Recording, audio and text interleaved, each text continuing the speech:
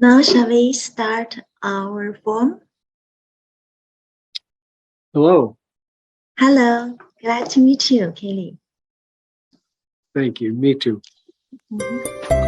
So, distinguished fellow guests, ladies and gentlemen, I'm Beijing Rong, who come from Institute of Acupuncture and Moxibustion, China Academy of Chinese Medical Science. It is my great honor to be the moderator of Subform 19, Chinese Medicine of Brain Protection and Brain Health. This form is joint organized by China Academy of Chinese Medical Science and the State Key Laboratory of Cognitive Neuroscience and Learning, Beijing Normal University. They will invite renowned experts and scholars in Chinese medicine, Chinese and Western medicine, and neuroscience from home and abroad to provide new ideas in Chinese medicine for the discipline focused on the theme of brain protection and brain health. Today's forum has a lot of speakers, totally 6, to bring us reports. Please allow me to introduce the first speaker, Lu Qihua. He is the academician of the Chinese Academy of Engineering, is currently the Deputy Director of the National Administration of Traditional Chinese Medicine and President of China Academy of Chinese Medical Science. He is mainly engaged in the research of Chinese medicine resource, and molecular biopharmacology, and has won 3 National Science and Technology Progress second-class award, 2 Principal and Ministerial first-class award, and 7 second-class award. Professor Huang's speech is promote the high-quality development of traditional Chinese medicine by giving play to the brain protection effect. Let's welcome.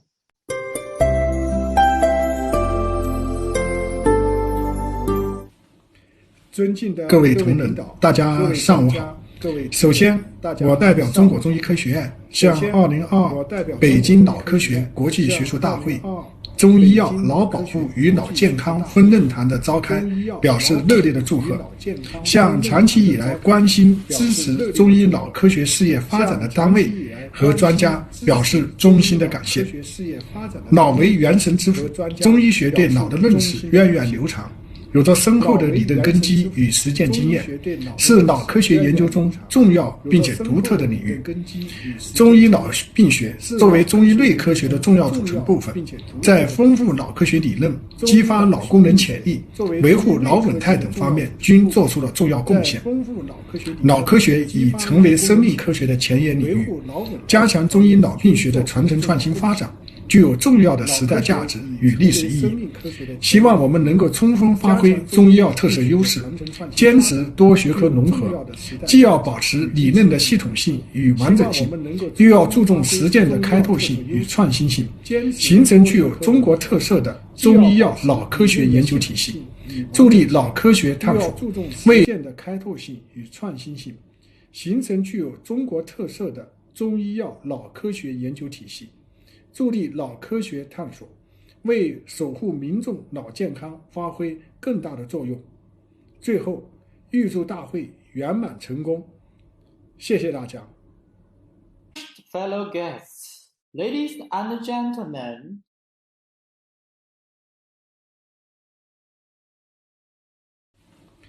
尊敬的各位领导、各位专家、各位同仁，大家上午好。首先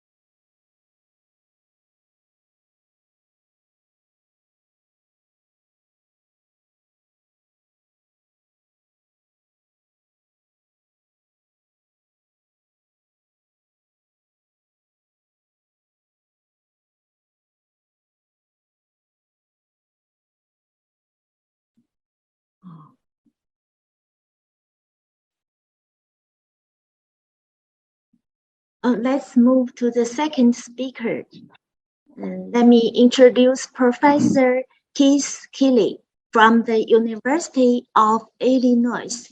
Professor Keeley is an American immunophysiologist, researcher, and academic who served as editor-in-chief of the scientific journal Brain Behavior and Immunity from 2003 to 2017. The board of Dr. Keeley's research program has focused on discovering interactions between the nervous and the immune systems and the relationship between behavior and health. He has published over 350 scientific articles and book chapters and trained 6 graduate and postdoctoral students. Since 2012, he has served as the founder and chairperson of Paris Asia Pacific affiliate and recently launched the Paris Asia Pacific Global Research Connections website. His goal is to promote research discoveries among biomedical science in the East and the West. He will give a presentation titled The Window of Opportunity, Psychoimmunology and the Traditional Chinese Medicine. Now, welcome Professor Keeley. Please. 早上好. I'm very glad to have this opportunity, and I thank the 2022 Beijing Brain Conference for this opportunity, and particularly the Chinese Academy of Chinese Medical Sciences, the State Key Laboratory of Cognitive Neuroscience and Learning, and Professors Luqi Huang, Peiji Huang, and Zhanjuan Zhang for inviting me to give this lecture and share some of these ideas with you. I've entitled this lecture, The Window of Opportunity, to tell you something about psychoneuroimmunology. And as a neuroscience conference, I'm sure you're aware of the cost of neurologic diseases in China. Although I could not get those exact figures, I'd like to give you some idea of what they are in the United States. You can see dementia tops the list at $305 billion per year. Mental illness is second. If you add all those up, it's about $615 billion. And out of a USA gross national product of 20 trillion, that's about 3% of our entire national product. So the idea and the importance of studying neurosciences is very important. And I want to introduce you to the perspective that the Psychoneuroimmunology Research Society has for this. And that is, first of all, I'd like to tell you what the Psychoneuroimmunology Research Society is. It's an international organization for researchers in a number of scientific and medical disciplines. This includes psychology, neurosciences, immunology, pharmacology, psychiatry, behavioral medicine, infectious disease, endocrinology, and rheumatology. In other words, everyone in biomedical research who are interested in interactions between the nervous and the immune system and the relationship between behavior. Excuse me, sorry. Can you share your screen? I can't see your PPT. Oh, I thought I did. I will be glad to check that. Okay. It says video is on. You cannot see the slides? We can't see your slides. My video is on. So I don't know what else to do. The only link I have is to stop video or stop video. There I've stopped it. Here I've started it. I can close this presentation and open it again. Yes. Can you Maybe that will restart? work. Okay, we wait a moment.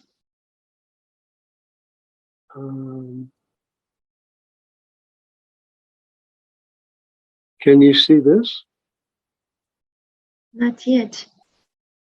No, I've closed it and started it. Uh-huh. But I've shared the screen.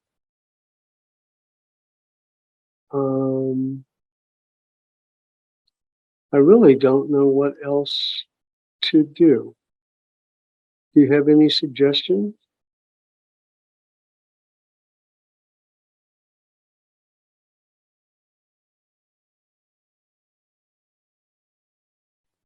Maybe we can try share your slides.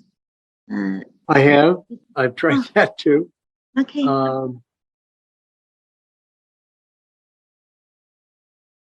Does that help? No, I've shared. I'm sorry. I really have no other options.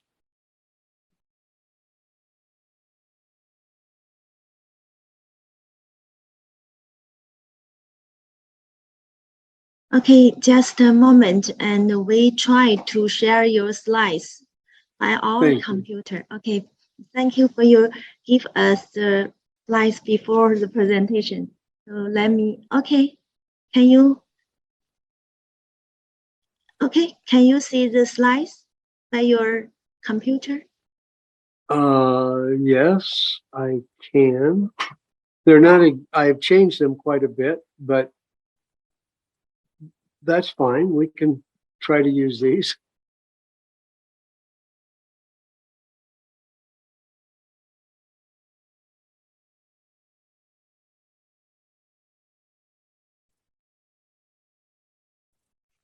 Okay, Kitty, which page do you want to start, or just from the beginning? Well, will you advance them for me, please? So this, if you go to the last slide, the previous one.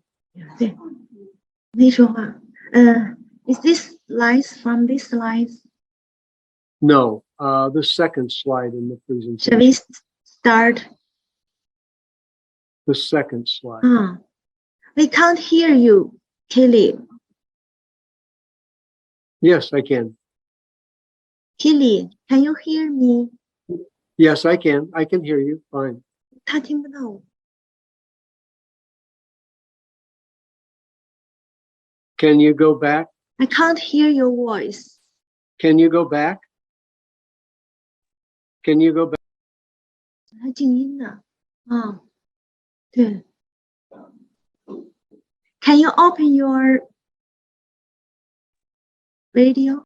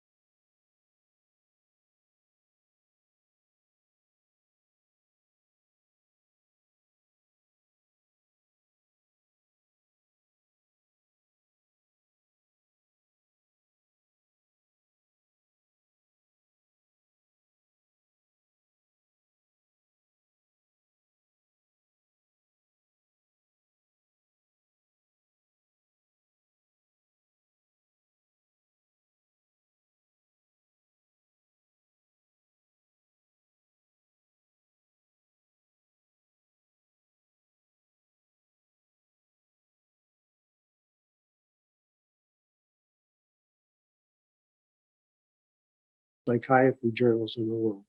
So it's truly an integrated journal. You can see that Robert Ader was the first editor-in-chief as an editor. Now he's deceased.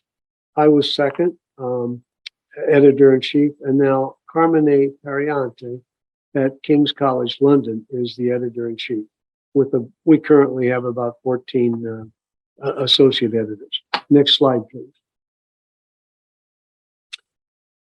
Part of PNIRS is a subcommittee called PNIRS Asia Pacific. And that's why I'm here today.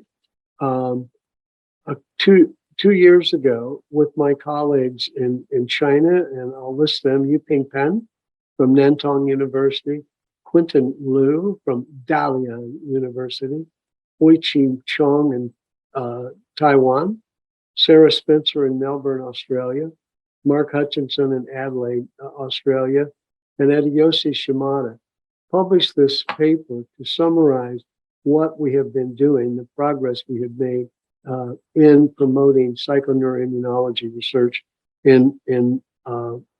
throughout the whole of Asia. So if I could have the next slide, please. We have developed both educational and promotional materials that we are distributing free of charge around the world. We've converted part of that, translated this particular brochure. It's only 2 pages long. We've converted it into Chinese and have made these materials available to everyone. In my previous presentation, I had the links to these, and I will be glad to provide them if anyone is interested. Next slide, please. This slide I've entitled, "Good Medicine is Based on Both Signs and Symptoms." That is to say, Eastern medicine, as I understand it, views health as a state of balance, whereas disease is an unbalanced state. But Western medicine clearly separates health from disease. In patients in both countries first describe symptoms to primary board certified physicians. And in the USA, that would be internal medicine, family medicine, and pediatrics, as well as China. These board certified primary physicians then make the initial diagnoses, and referrals are made to board specialists when needed. But Western medicine depends heavily on signs or clinical tests like X-rays, blood tests, and neuroimaging for the final diagnosis and treatment. This is expensive. But there are many somatic symptoms that are not associated with reliable signs. Next slide, please. For example, signs would include things like fever, high blood pressure, abnormal blood tests, medical scans. And these tests, in the Western medicine, truly prioritize mortality or risk of death. Whereas symptoms such as mental health, muscle and joint pain, insomnia, headaches, memory problems, fatigue, indigestion, anorexia, really are characterized by issues that prioritize morbidity or a diminished quality of life. And I just love this quote that was published last year from a doctor to a patient. It said, "Your symptoms are real, and I believe you. It's normal to have real physical symptoms that don't show up on a blood test." Next slide.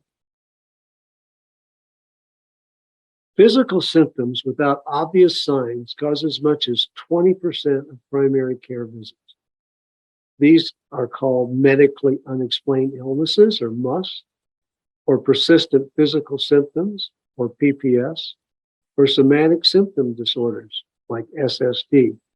I've just listed a few of these, starting with what we're all concerned with today, long COVID, in this case, long COVID, fibromyalgia, Lyme disease, irritable bowel syndrome, post-traumatic stress disorder, temporomandibular joint disorder, myalgic encephalomyelitis, or chronic fatigue syndrome. And of course, I've left off this list mental illness, which for the most part, certainly for depression and anxiety, there's no sound biomedical test. Next slide. What's amazing to me, in these data published, it's a little old, but it shows the relationship of the data from 1999 to 2012. It surprises me that 6 out of 10 Americans at that point in time used prescription drugs. This is totally discounting over-the-counter drugs. These are drugs prescribed by physicians. And between 2000 and 2012, there was a 16% rise in the use of prescription drugs. Then there's the issue of what's called polypharmacy, which means folks that use greater than 5 prescription drugs. And there was an increase of 83% in this proportion of prescription. So now that 15% of Americans are using at least 5 prescription drugs a day. I looked up some recent data, and it's only gotten worse. As of 2020, 8 out of 10 Americans are using prescription drugs. You might be interested in what those drugs are.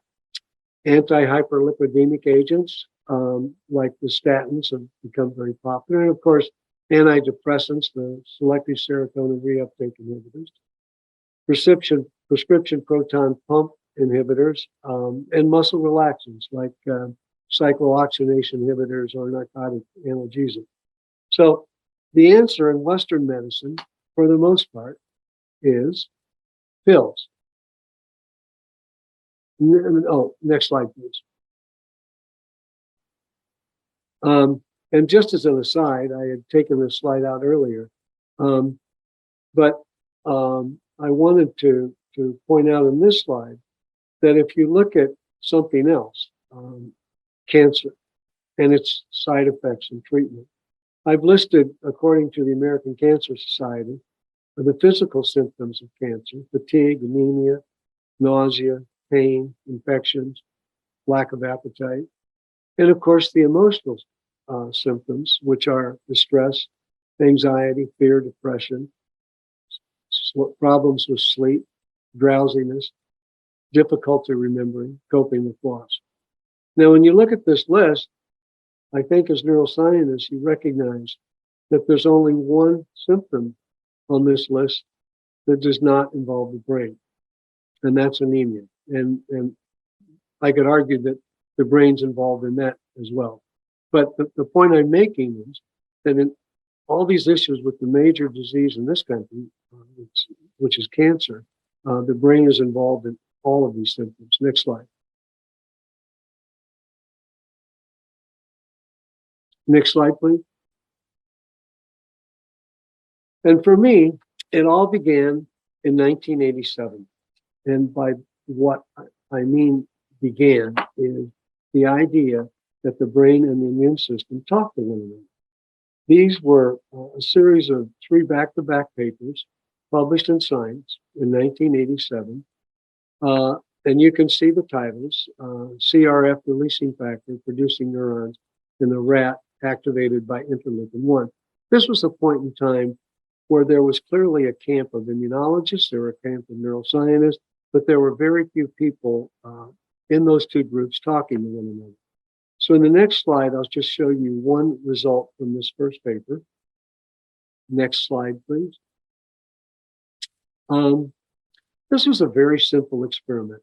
You can see ACTH, adrenal corticotropic hormone, plotted on the vertical axis, and something called NRS, which stands for normal rabbit serum, on the bottom, or alpha CRF, which stands for an antibody to corticotropin releasing factor.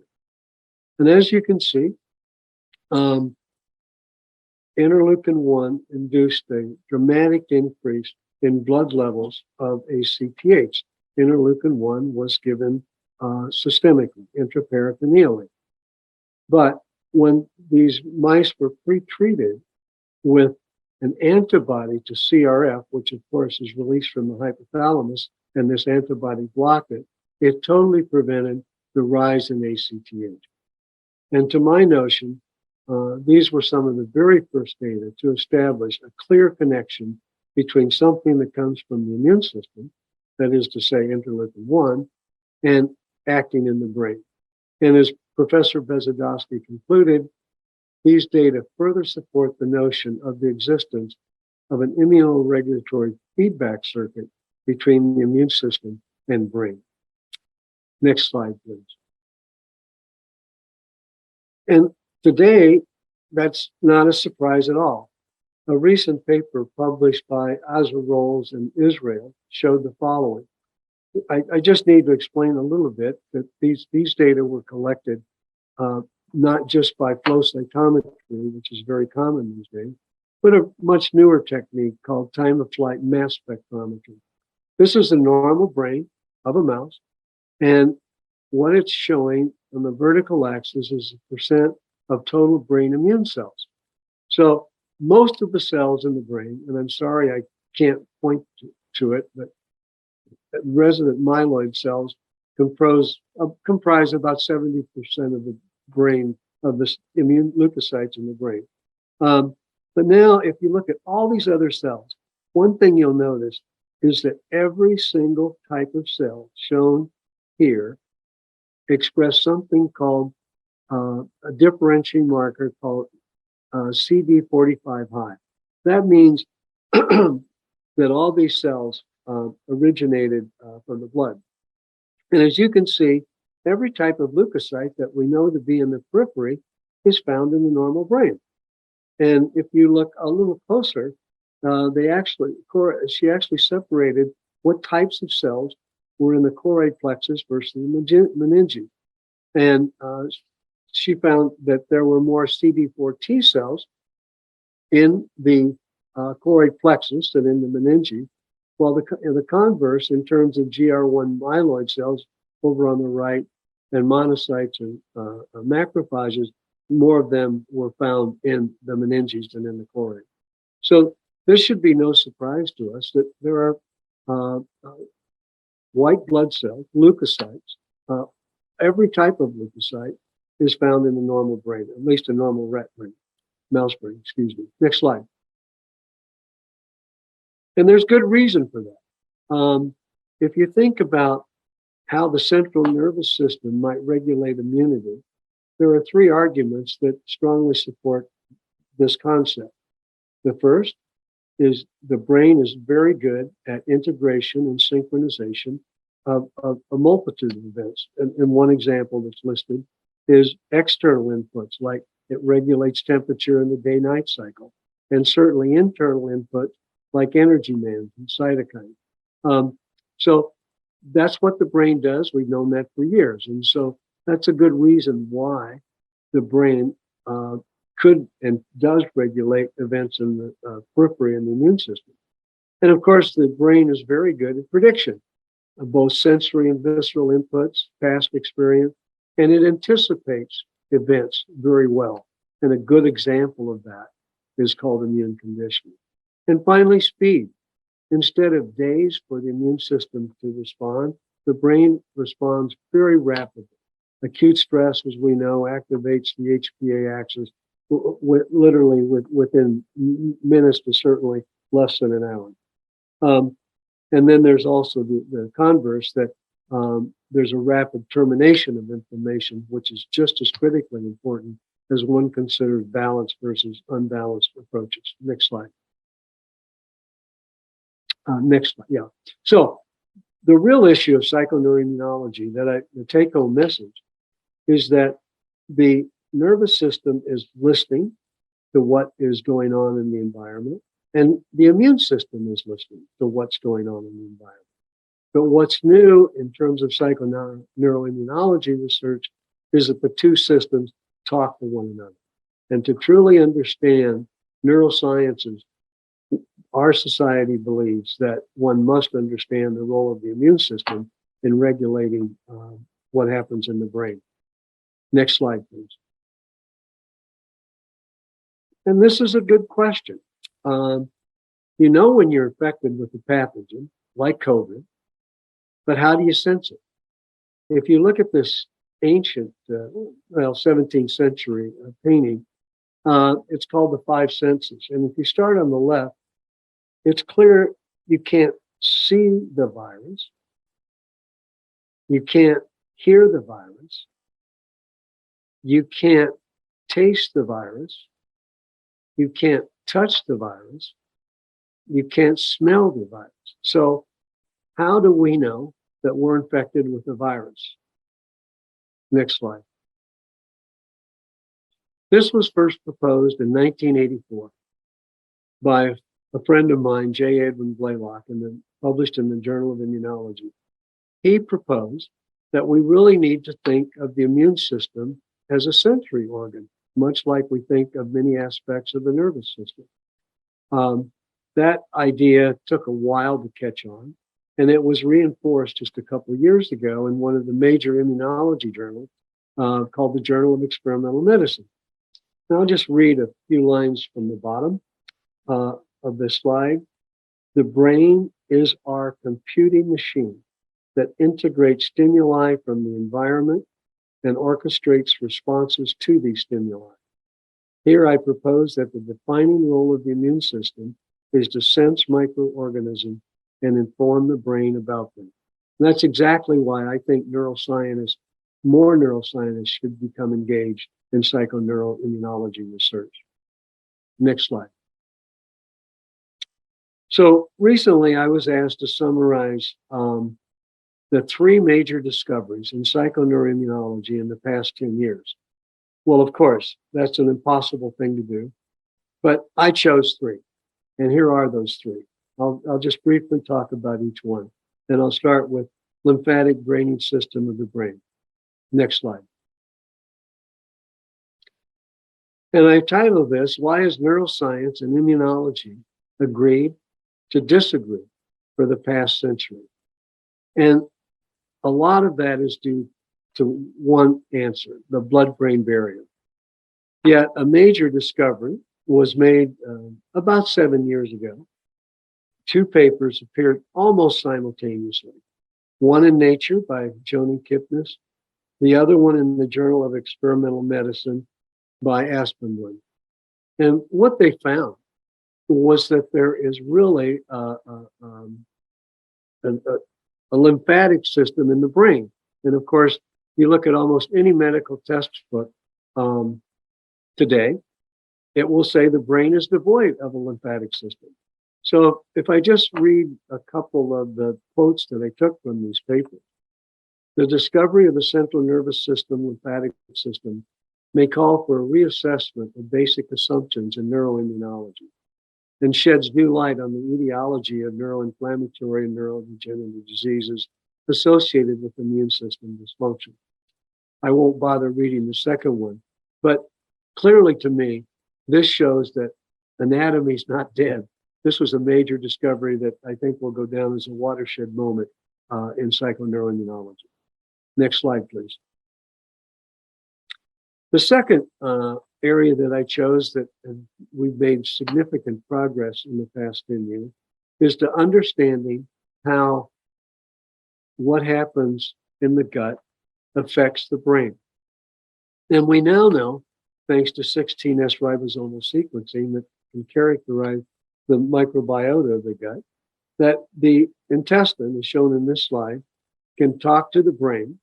And we now know that there's at least 4 mechanisms by which the brain talks back to the gut. And that's shown as number 1 as the vagus nerve, which can be activated by disruption of the microbiota in the gut to act on cells of the gut. The second one shown in the lower right-hand corner, microbial metabolite, things like short-chain fatty acids cross the intestinal epithelium, enter the blood, and can affect the brain. Of course, the third one is neurotransmitters, the major one being serotonin. There's a lot of it that's made by microorganisms in the gut, and that can get into the brain. And then the last one is how the brain can affect the immune system directly. That's both through the vagus nerve and through endocrine mechanisms that I won't talk about. So the reason I think this is important for the neuroscientists, particularly in Asia, it's called herbal medicine. And I think there must be changes induced in the gut, induced by herbal medicine that we just know nothing about. And how that might affect the brain is something that we need to learn more about. Next slide, please. Although this paper is a little dated, it clearly shows that the third major issue that I think discovery in the past 10 years is exercise. When I was a kid, exercise was all about lifting weight and aerobic function and presenting heart disease. Today we know there's a lot more to exercise, and much of that came from traditional Chinese medicine. In this particular study, I'll walk you through it. Shown on the vertical axis is what's called antibody titer. That is to say, the ability to build an antibody to varicella zoster vaccine. And the bottom graph shows a couple things. It shows in the shaded areas the amount of time, 16 weeks of Tai Chi training. You'll notice that there are 112 participants, all over 59 years of age. One other thing, the dash line at the top shows the average antibody development, antibody titer of young adults when they're vaccinated with this vaccine. The first thing you'll notice at baseline is that the antibody titer to varicella zoster is much lower than young adults, and that we've known for years. And as time developed, in the dotted line, the education control, you can see they develop, these older folks develop a modest response to the vaccine. But if they underwent Tai Chi training, you can see they actually, by 25 weeks post-vaccination, they actually exceeded or had a value equivalent to that of the young adult. So this was, I think, a very impressive paper, something that not many people expected, that the Tai Chi training, exercise like this, that's not aerobic, clearly affects the ability of the immune system to mount an antibody response to varicella. Next slide, please. It's Tai Chi, in this case, Tai Chi Chia, is as effective as cognitive behavioral therapy, which is the standard treatment for depression in this country. And I've just listed 3 slides. One is blue, is Tai Chi, and the other one, and the yellow line, represents cognitive behavioral therapy. And the first graph on the left shows the sleep quality index over time, out to 15 months. The shaded area shows the time that these subjects engaged in Tai Chi. And you can see Tai Chi was just as effective as cognitive behavioral therapy in terms of sleep quality. And the middle graph, fatigue with a multidimensional fatigue symptom inventory. And lastly, in the far right slide, in terms of depression.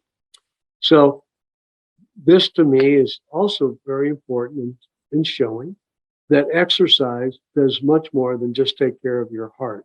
It affects the brain. Next slide, please. This is a more recent study, just published last year by Julie Bowler at UCLA.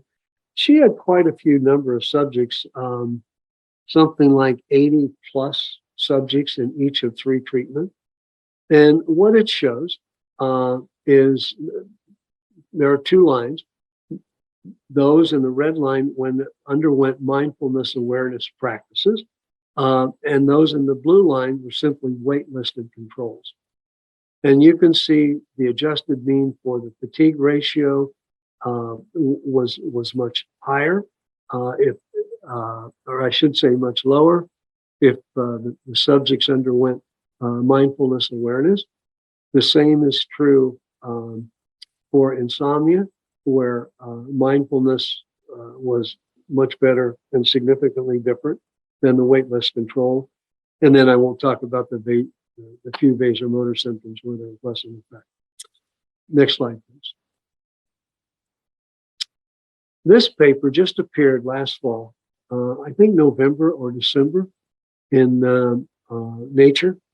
I just want to call your attention to it because it is really a neuroanatomical basis for electroacupuncture. And I'll just briefly tell you what this is. There's a group of neurons called proconnectin neurons. They're a subset of dorsal root ganglion neurons that innervate the deep tissue of the limbs, but not the skin epidermis. So what these scientists did was to knock out the receptor for this pro-kinesiated receptor in mice and give them acupuncture. There are, in the first slide, number C, in the upper left-hand corner, you can see the acupuncture site was ST36.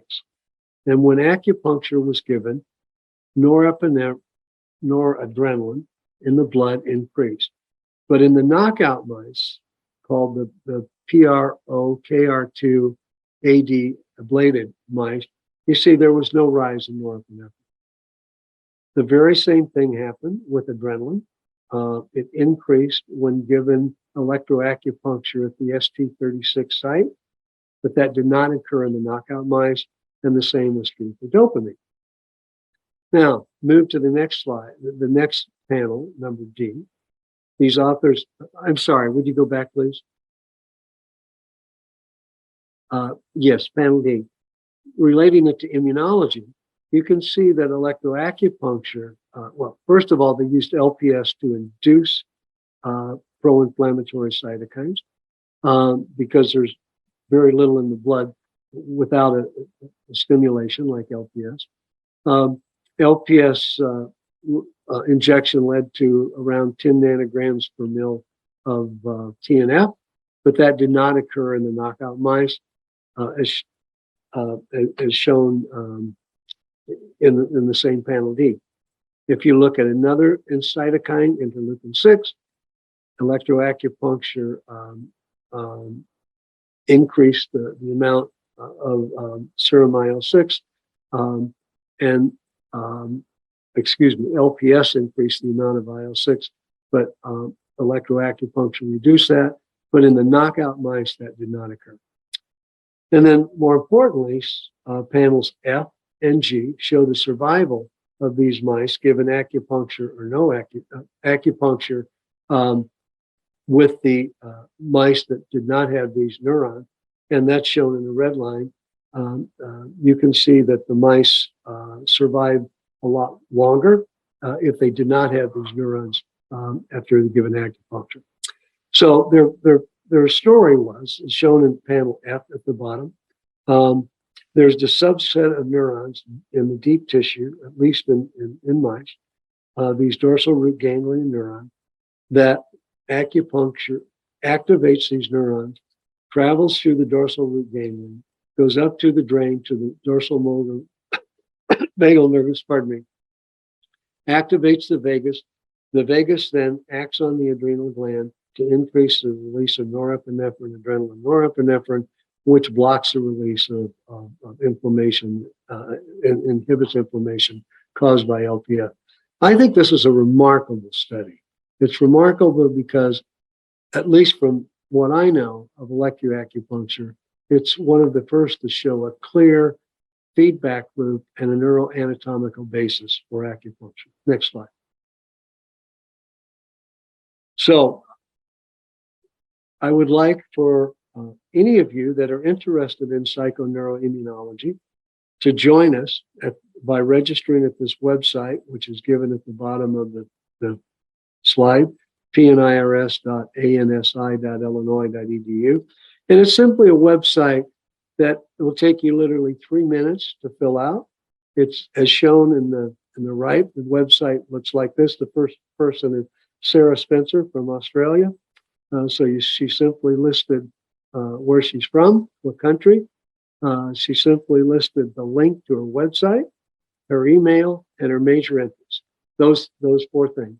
And if you go to this website, you can find people throughout the Asia Pacific area and the West that have registered and learn what they're interested in and what their expertise is by going directly to the website. You're free to join this website. I'm the website manager, and I encourage you to do so if you are interested in psychoneuroimmunology. Next slide.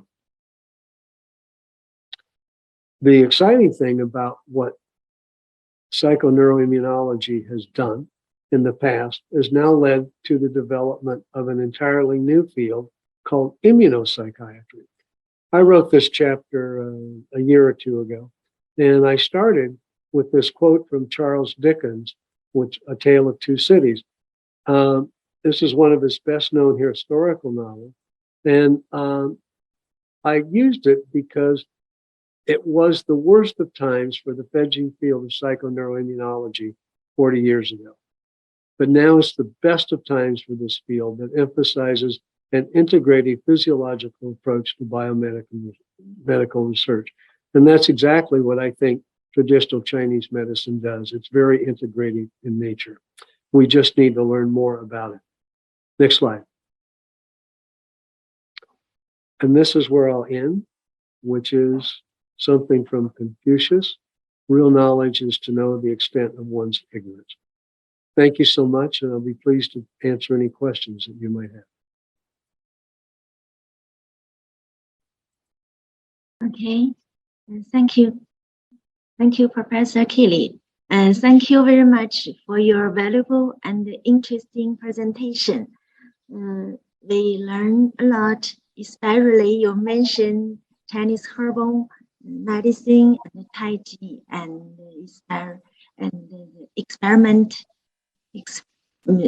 electric acupuncture.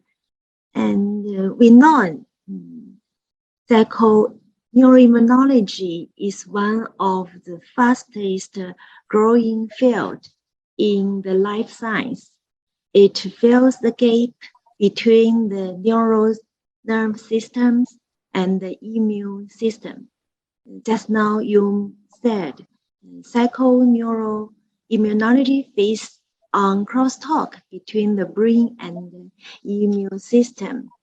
Now there are several questions from the Zoom. Let's transfer to the first question. And shall we open the video from Yanan? Yanan, could you open your video? Hello. Hi. Hi, Kelly. I'm Yanan. Thank you again for your engaging presentation. I have learned a lot. Here, I have a question bothering me for a long time.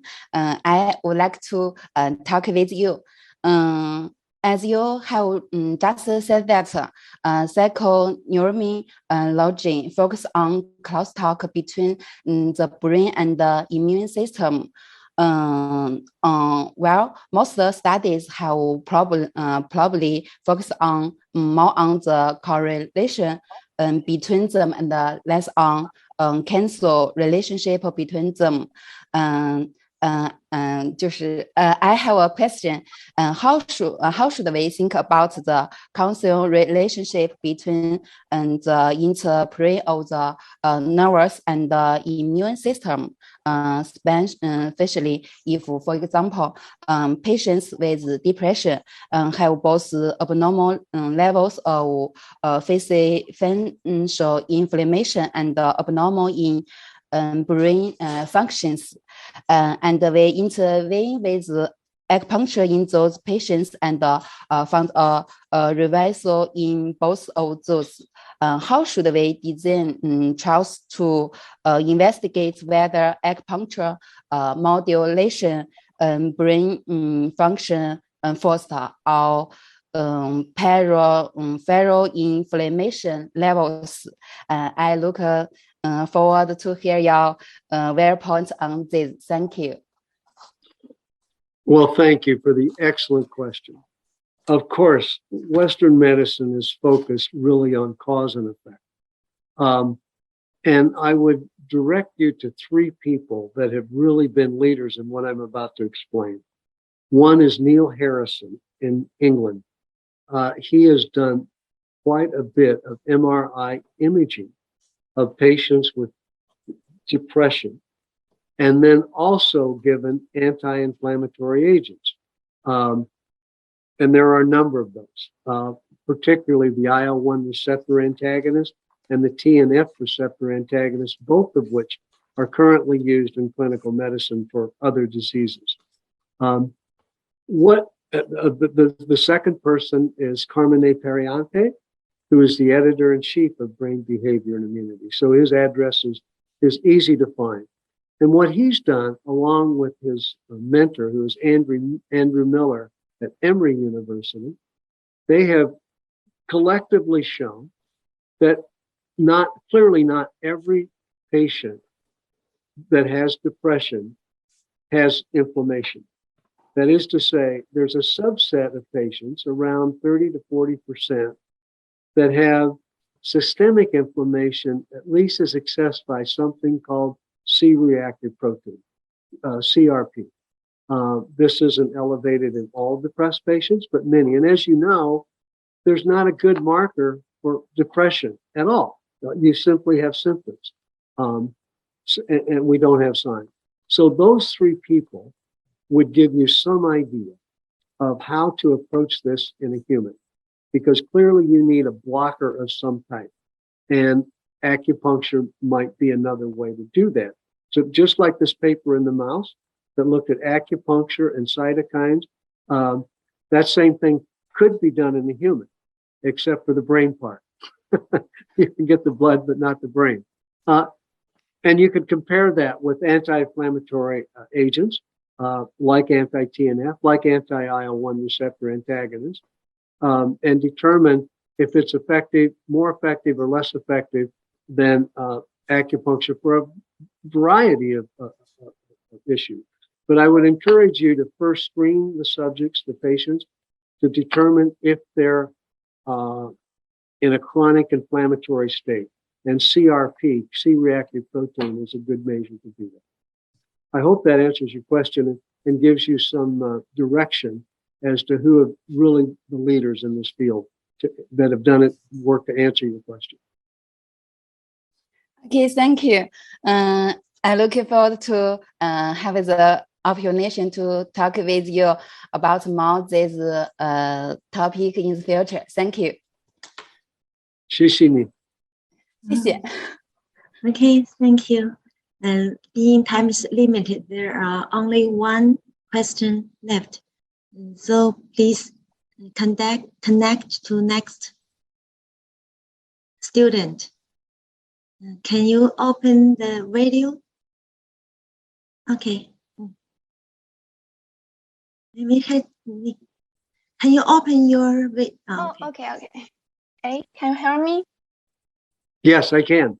Oh, okay. Hello, Professor Kelly.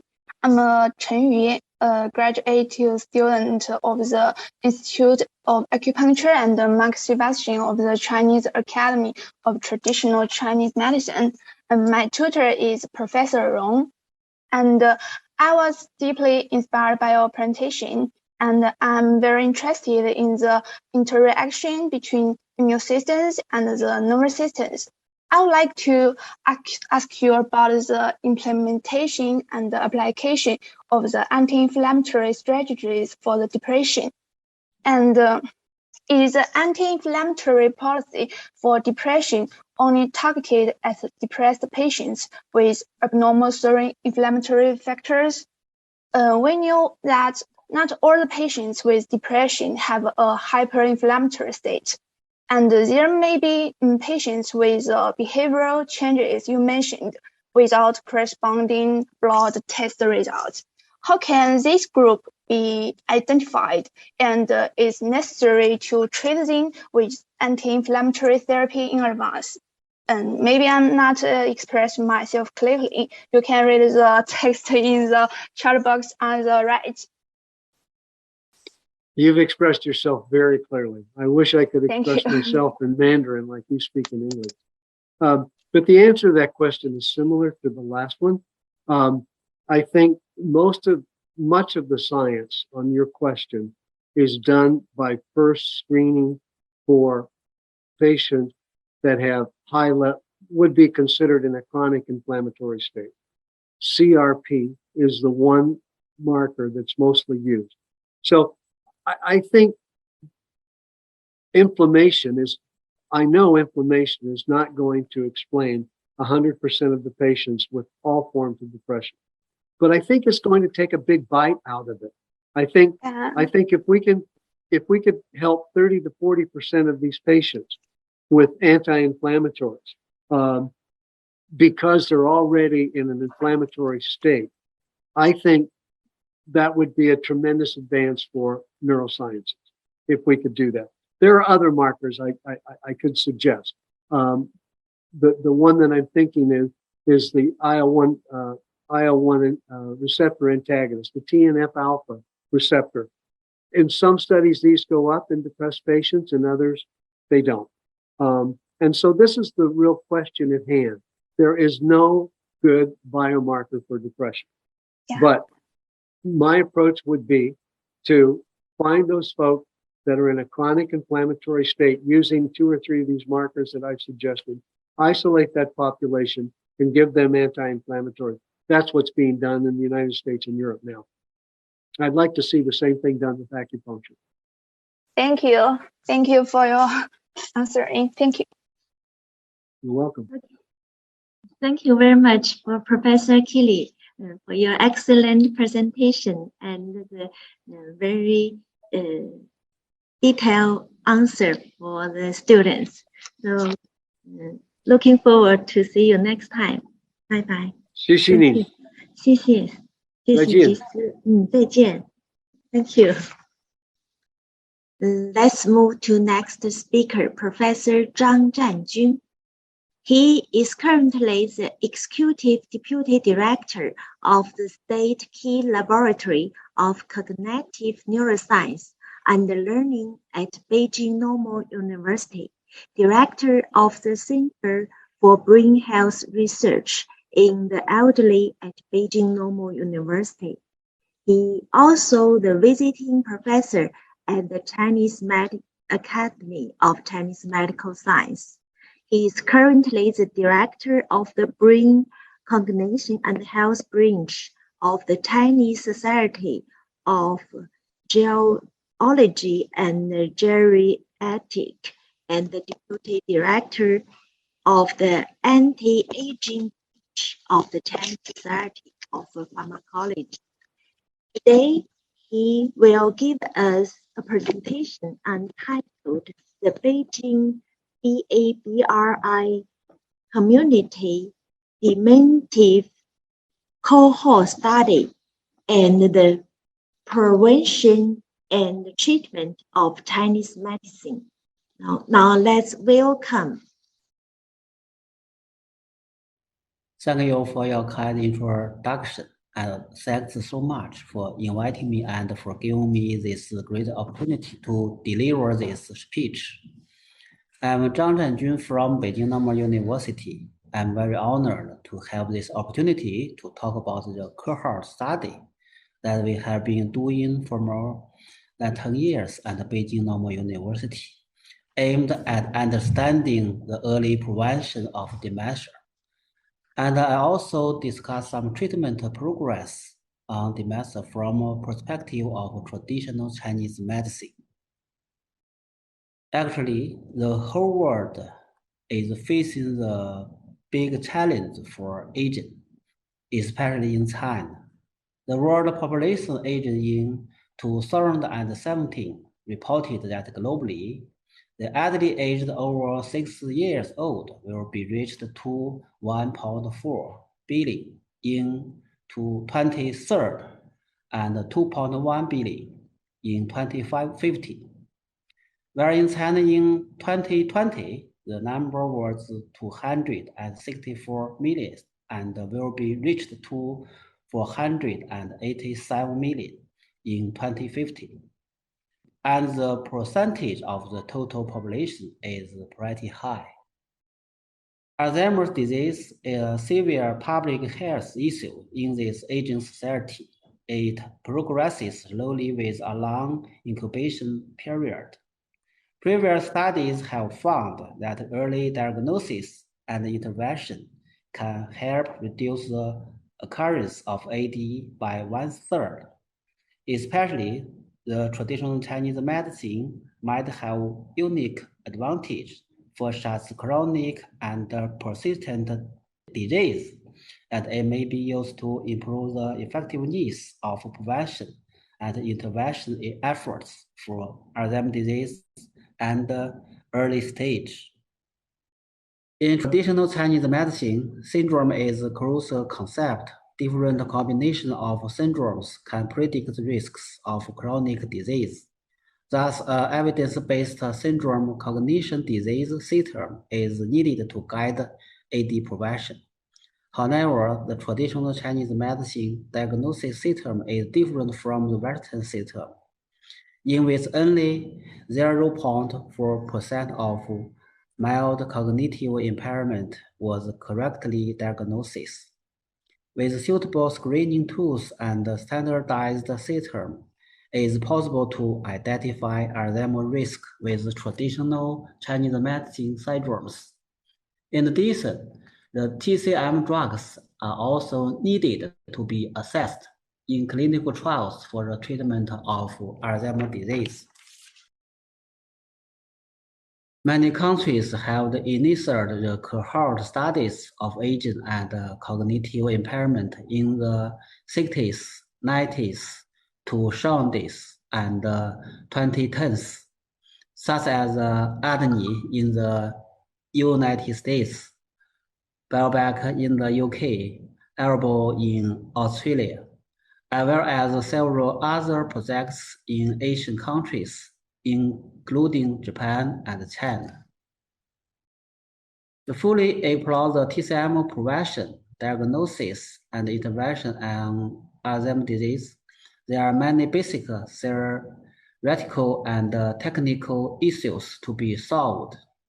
We need to figure out the natural evolution law of cognitive aging in Chinese community population and the influencing factors of early AD transformation, and finally to achieve early prevention and treatment of AD in Chinese community population. In practice, we need to pay attention to the data quality, to use standardized assessment tools, as well as to consider the cultural features of the elderly people in Chinese community. In China, we didn't have community-based cohort than before 2008.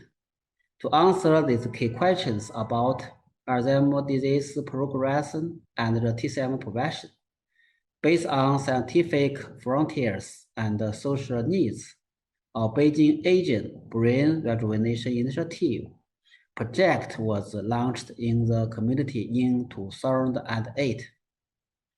With the purpose of exploring the features and mechanisms of cognitive aging in community population, identifying multidimensional influencing factors of early AD in community, and formulating the early standardized, localized, and precise prevention and treatment plan for the maintenance and promotion of brain health in the elderly.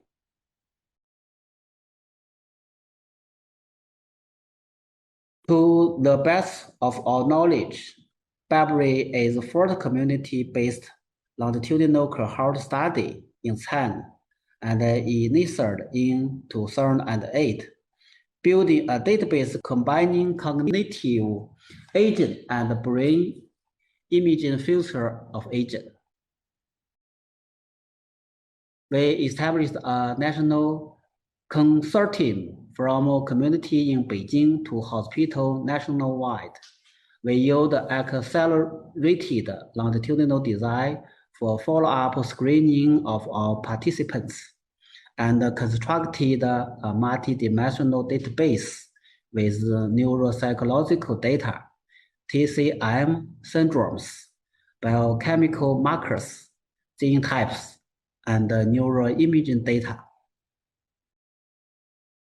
We have published 2 review papers in the Journal of Scientific Clinical Vita and Alzheimer's and Dementia to introduce the research works and applications over the past years. Today, Barbary databases have involved more than 10,000 participants, 2,699 of whom have been followed up at least once at a 2 or 3 years interval. The database covered 28 dimensions, including neuroimaging, cognitive behaviors, blood biochemistry, and social emotions. We have built TCM syndromes elements and the differentiation tools based on syndrome pool and developed facial impression test based on TCM emotional theory. These tools, as well as the classical cognitive assessment batteries, together have made our brain health evolution more comprehensive and systematic. Based on the evolution system we have developed, we have constructed the norm of cognitive agent and brain agent in Chinese elderly population with integrated Chinese medicine and Western medicine. Also, we have achieved the prevalence distribution and the TCM syndrome classification of the cognitive impaired population, and have built up the relationship between TCM syndromes and cognitive impairment grading. Moreover, our group have successfully established a Chinese norm of cognitive agent and brain agent to assess the cognitive status of the population according to the normal. In addition, combined with multi-dimensional indicators such as lifestyle, brain structure and functioning, TCM syndrome, and various cognitive abilities, a cognitive impairment risk model has been formed that it can realize the rapid identification of a community risk group and provide scientific basis for individualized diagnosis and treatment. At present, the research and development of drugs for the treatment of AD is in a relatively embarrassing predicament because many drugs that entered the phase 3 clinical trials failed in the end. One NPO named US Against Alzheimer's also reached its 2090 Alzheimer's drug discovery report in July 2090, in which they focused on 98 AD drugs in advantaged stages of development that could reach the market in the next 5 to 10 years. 26 drugs were in phase 3 trials, and 72 were in phase 2 trials. Well, in traditional Chinese medicine, we believe that the master patient's brain network is blocked by the accumulation of toxic substances. Guided by this view, we choose some Chinese herbs with the principle of Chinese medicine comparability and conducted a serious research to improve their neuropharmacological effects, such as protecting brain cells, increasing resistance to A-beta depression, etc.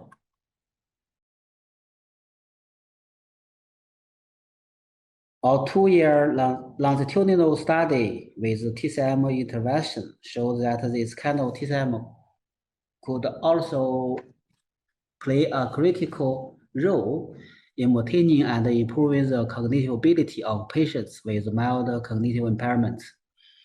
Both short-term, that is 3 months effect, and long-term effect can be found as indicated by brain network connectivity and cognitive performance improvement.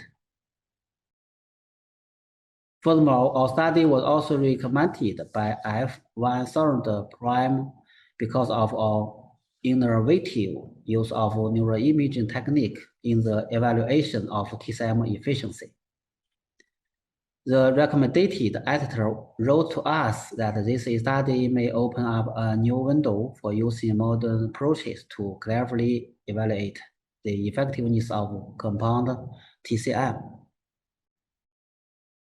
The innovation of TCM brain health standardized paradigm with screening tools and sensitive neuroimaging features, risk can be identified at an early stage so that the intervention and treatment can be conducted as early as possible.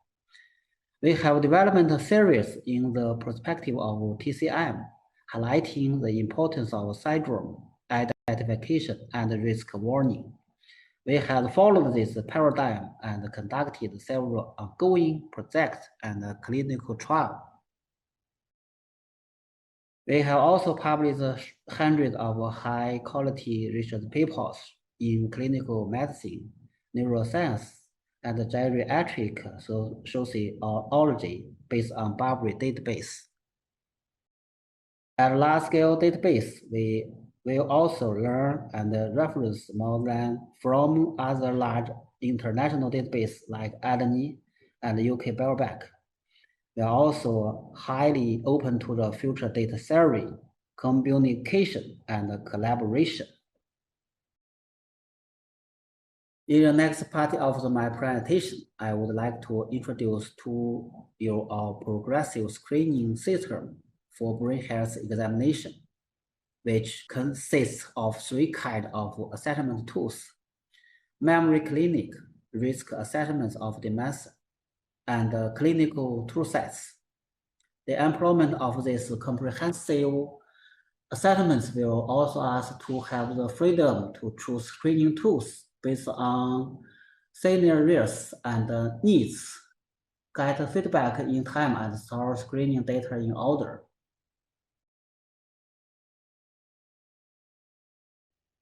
The first one is a quick screening program for brain health.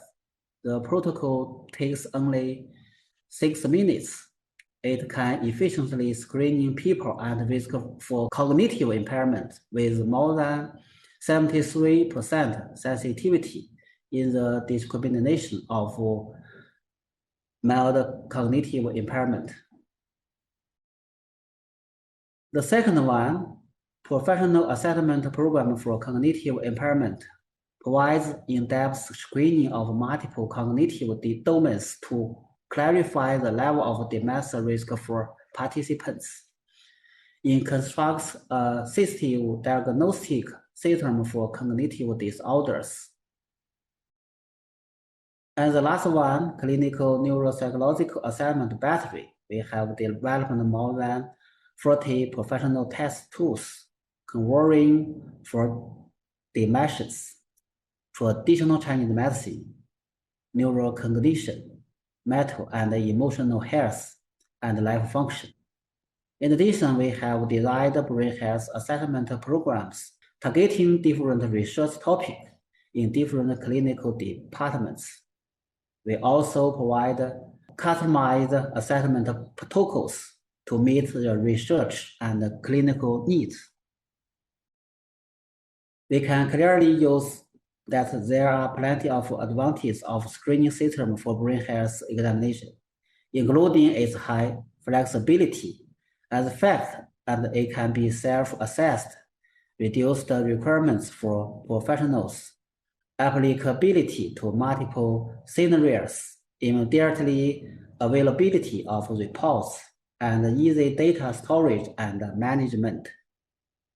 Based on more than 10 years of community work experience, we have established a hierarchical diagnosis and treatment system suitable for China's national conditions.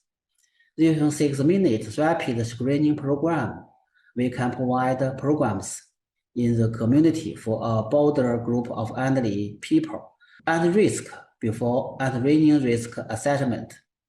And those who are really sick can enter a Terrier hospital for more in-depth and detailed examination. Through this system, we have established a Barbary brain health system, including screen, assessment, and diagnosis, with community hospital linkage, high participability, high replicability, and its suitability for national conditions. It reduces the pressure of concentrating Alzheimer's disease early diagnosis in hospitals, thus optimizing the allocation of clinical resources and providing a feasible working path for universal participation in the early screening of Alzheimer's disease. At present, we are working toward a nationwide brain health community cohort study. On May 17, 2017, the National Comprehensive Reform Pilot Area for Chinese Medicine Development adopts a cognitive impairment screening system to promote the integration of Chinese advanced medicine. Beijing took the lead in launching brain health checkup for the elderly dementia risk screening, opening up the first brain health checkup in China. Anhui, Zhejiang, Qinghai, and many other provinces and cities to gradually pilot the brain health checkups. We are contributing to the National Health Commission's inclusion of geriatric brain health screening into the National Basic Public Health Service System.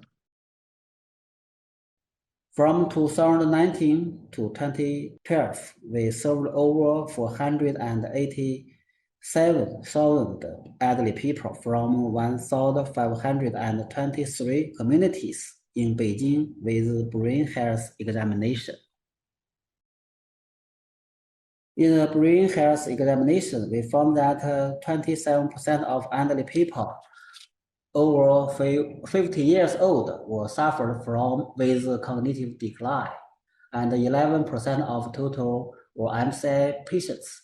For people over 65 years old, the incidence of MCI was 17%.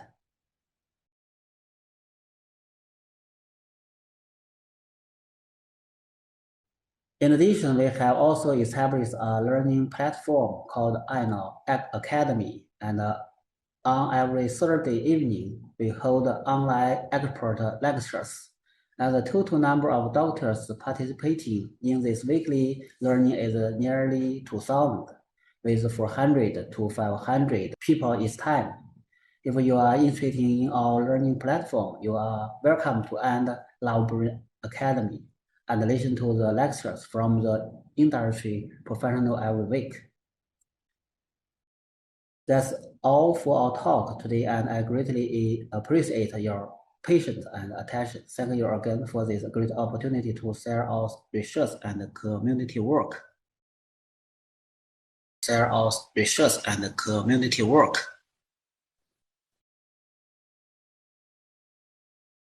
Thank you for Professor Zhang Zhanjun. Let's move to next speaker.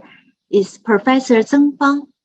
Professor Zeng is the Vice President, Chief Professor, and Doctorate Supervisor of Chengdu University of Traditional Chinese Medicine and the Director of Acupuncture Brain Science Research Center. She is the consultant specialist in the traditional medicine branch of WHO and the executive director of the Chinese Acupuncture Society, focusing on the research direction of the central mechanism of acupuncture effect. She is the distinguished Young Fund of National Nature Science Foundation of China and published more than 200 papers, such as Gastrology, American Journal of Gastrology and Neurology, and so on. She was honored as the Young Scholar of Yangtze River Scholar and the Science and Technology Invitation Leader of the 10,000 Talents Program. Today, she will give us a presentation entitled Diagnosis and Treatment of Advanced Diseases of acupuncture based on machine learning, algorithm, and neuroimaging features. Now, welcome Professor Zheng. Thank you. Thank you for Professor Rong for the introduction. Good morning, everyone. My name is Zheng Fang from Chengdu University of Traditional Chinese Medicine.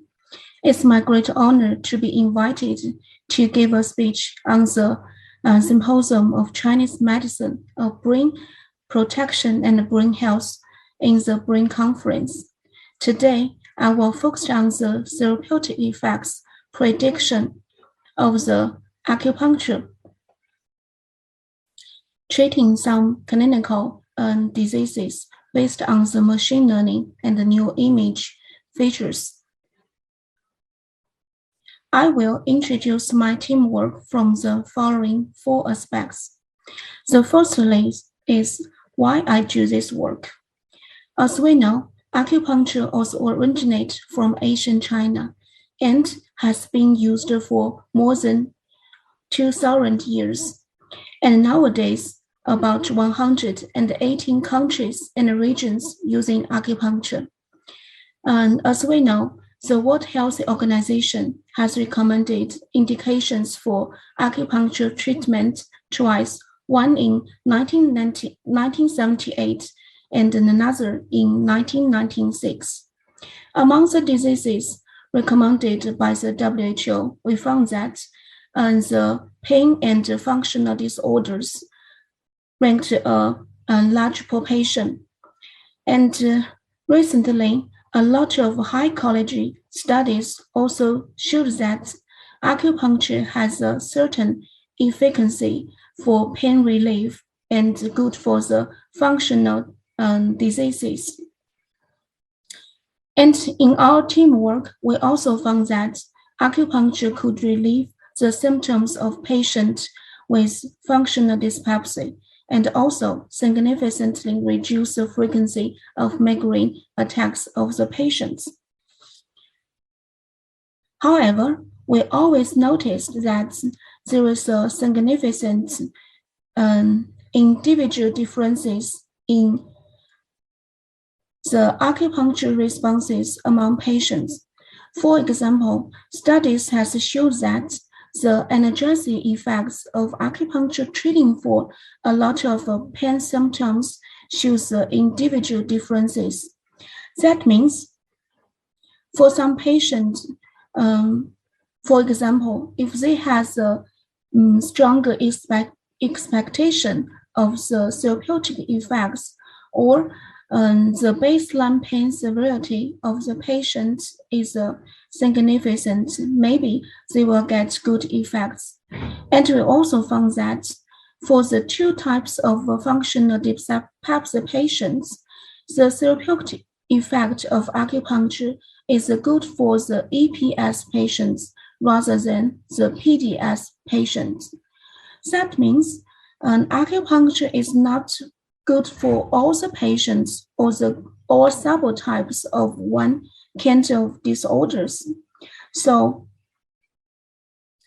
who exactly does acupuncture work for? Or can we predict acupuncture efficacy in patients so as to improve the acupuncture effectiveness and efficiency and efficacy in the clinical practice?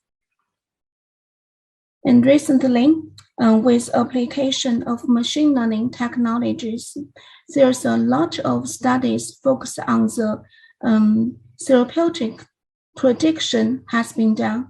As we see from the figures on the right side, we can find that in the last decades, there is a lot of papers focused on the therapeutic effect prediction of diseases based on the machine learning technologies has been published in PubMed.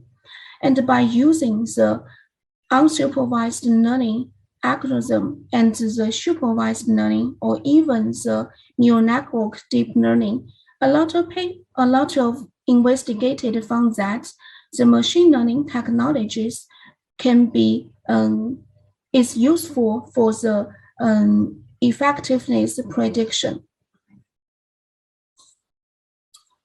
And among a lot of the predictive features, neuroimaging data has been widely used in the machine learning prediction studies for its objective, rich information, and non-invasive features. So the combination of machine learning and neuroimaging features can provide individualized identification and prediction of the responsiveness and to predict the efficacy of acupuncture therapeutic effects. Therefore, focus on the clinical issues, the individual differences in acupuncture efficacy. We selected two diseases. One is migraine, another is a functional dyspepsia. We try to use these two diseases because they are all most commonly seen in clinical practice, and the acupuncture effect for these two diseases are certain. By using the machine learning technology and neuroimaging features, we try to predict the acupuncture effect for these two diseases. The purpose is to promote the therapeutic effect improvement of the acupuncture treatment. So firstly, I will introduce our teamwork on the efficacy prediction of acupuncture for migraine. 130 migraine patients and 100 healthy subjects were enrolled in these patients. In this study, the studies including at least 4 following aspects. In the first study, we compared the functional and structural alternations in patients of migraine compared to the healthy subjects. We try to find the characteristics of the migraine patients. The secondly is we try to identify the migraine patients based on the functional brain activity and the functional connectivity characteristics. That means we try to classify the migraine patients and the healthy subjects. Thirdly, we explored the cerebral responses to acupuncture treatment in migraine patients by using the fMRI and a lot of data analysis methods. And fourthly, we try to predict the acupuncture efficacy of migraine based on the brain activity. So in the study 1, we found that compared to the healthy subjects, the migraine patients shows significant functional and structural alternations in multiple brain regions. For example, we can find by using the amplitude of low frequency fluctuation, we found that the migraine patients show significant cerebral activity changes in insular and the basal ganglion regions. As well as we also found that after the connectivity analysis, we found that the migraine patient shows significant differences in the functional connectivity between PAG and OFC and ACC. And also, we found with the dynamic brain network analysis, the abnormal thalamocortical network dynamic in migraine was existence. And then in study 2, we developed a classification model for migraine patients and healthy subjects using the whole brain ELF value as features. It was found that the spontaneous activity in the middle occipital gyrus and the thalamus and also the cerebellus were the essential features for identifying the migraine patients and healthy subjects. Meanwhile, the ELF value in these regions was significantly correlated with the severity of the patient symptoms, and we can see from the correlation analysis. And then we conducted a classification analysis between migraine patients and healthy subjects with connectomy-based features. And we also found that the occipital context related functional connectivity was essential in the discriminating the migraine patients from the healthy subjects. And the findings suggested that the feasibility and specificity of the diagnostic migraine patients based on the connectomy-based markers.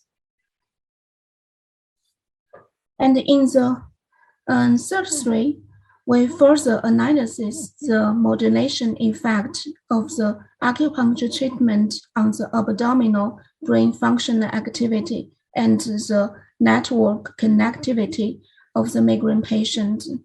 We found that after the acupuncture stimulation or for last 4 weeks, the migraine patient's brain activity has greatly changed.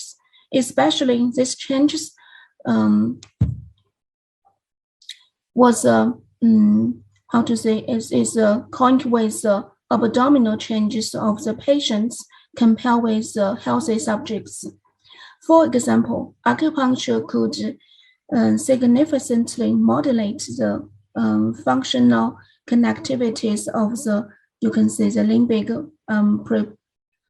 prefrontal network and also the thalamus inner network. Moreover, compared to the sham acupuncture stimulation, the real acupuncture treatment has a more significant influence on the abdominal brain functional activity in the brainstem of the patients. You can see this is a real acupuncture group compared to the sham acupuncture group. The thalamus activity was greatly modulated by the real acupuncture stimulation. And in the fourth study, we predict the acupuncture effect for the migraine patient with the ELF features. And we found that the baseline functional activity in the bilateral middle occipital gyrus can predict the improvement of the patient's symptoms and also the quality of life improvement. This finding shows that the machine learning technologies combined with the neuroimaging data can be used for predict the acupuncture treatment for migraine successfully. And the result has published in these journals. If you're interested, you can find these papers. Secondly, I want to show the teamwork around the efficacy prediction of acupuncture for functional dyspepsia. Functional dyspepsia is one of the functional gastrointestinal disorders. It is a very common thing in the digestive department. In this study, 175 active patients and 100 healthy subjects was included. And this study also included at least 4 following steps. The first thing is, compared to the healthy subjects, we want to find the alternations or abnormalities in the functional activity or structure, or the structure alternations of FD patients. In this way, we can find the target for the further study. And secondly, we want to identify the FD patients based on the functional brain connectivity patterns. And in this step, we compared the FD patient with the healthy subjects and also with the functional constipations. We try to find that if we use the neuroimaging biomarkers, is it successfully to classification to classify the FD patients with healthy subjects and the functional constipations. And thirdly, we investigated the cerebral activity changes elicited by acupuncture stimulation. And fourthly, we also want to predict acupuncture efficacy based on not only the neuroimaging data, but also the multidimensional features. So in the first step, we used the functional and structural fMRI and also PET-CT, these neuroimaging technologies to explore the alternations of the brain activity and the microstructural changes of the brain of FD patients. And we can find that compared to the healthy subject, we found FD patient showed widely the cerebral glucose metabolisms in a lot of regions, especially in the ACC, MCC, and also the thalamus and the cerebellums. And this changes of the cerebral glucose metabolism is significantly related to the symptom of this patient. And by using the functional fMRI, we also found a lot of regions shows the connectivity changes compared to the healthy subjects. And also by using the structural fMRI, we found a lot of regions, including ACC, thalamus, and the insulus shows the structural alternations compared to the healthy subjects. And these findings provide a basis for prediction of the acupuncture efficacy based on the neuroimaging features. And based on the baseline cerebral activity changes and the connectivity changes, we want to identify the FD patients with the functional connectivity features from compared to the healthy subjects and the functional constipation patients. And we can see by using the machine learning technologies, we found that using the SVM-based identification of FD patients and the healthy subjects, we can find that no matter the accuracy or the sensitivities and the specificities, it is possible to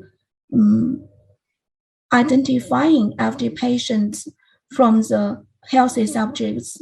And the essential features including the thalamus and the sensory motor cortex, which is involved in the gastrointestinal sensory signal transductions, and also the thalamus, hypothalamus, ACC, and the PFC. This was most important for the emotional modulations. And we know for the FD patients, they also combined with anxiety and depression, some kind of the emotional disorders. And also we can find the caudate and OFC connectivity changes in the classification, and is closely related to the reward of the food, something like that. And in the third three, we try to find the acupuncture the cerebral activity changes elicited by the acupuncture stimulation. We can find from this picture, and we found that acupuncture at different acupoints can elicit different cerebral responses. For example, we can say, if we choose a interesting region and do the correlation analysis, we can find that for the acupuncturing at the Zhongwan, which is the 12th acupoint on the meridian, also called the thoroughfare vessels, which is the most important meridians of acupuncture theory. And we can find when we stimulate on the Zhongwan, and it can elicit a lot of regions activity changes, which is shown in the blue. And secondly, if we stimulate at Zhusanli, which is a very important acupoint on the stomach meridian, we can find that it elicits a different cerebral activity changes, including the SFG and MFG, something like that. And that means the acupuncture is more significant in modulating the functional activity in the default model network, intensive control network in the resting states. And in the 4 studies, we try to predict the acupuncture effects using the machine learning technologies.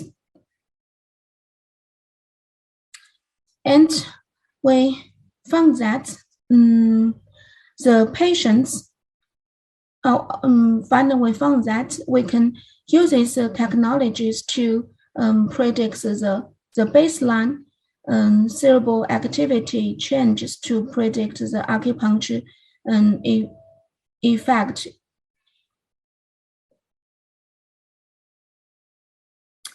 And to improve the accuracy and the sensitive, we not only used the new image features, but also combined with the clinical features, including the symptoms and also the quality of life questionnaires and emotional states to make a better prediction of the acupuncture treatment.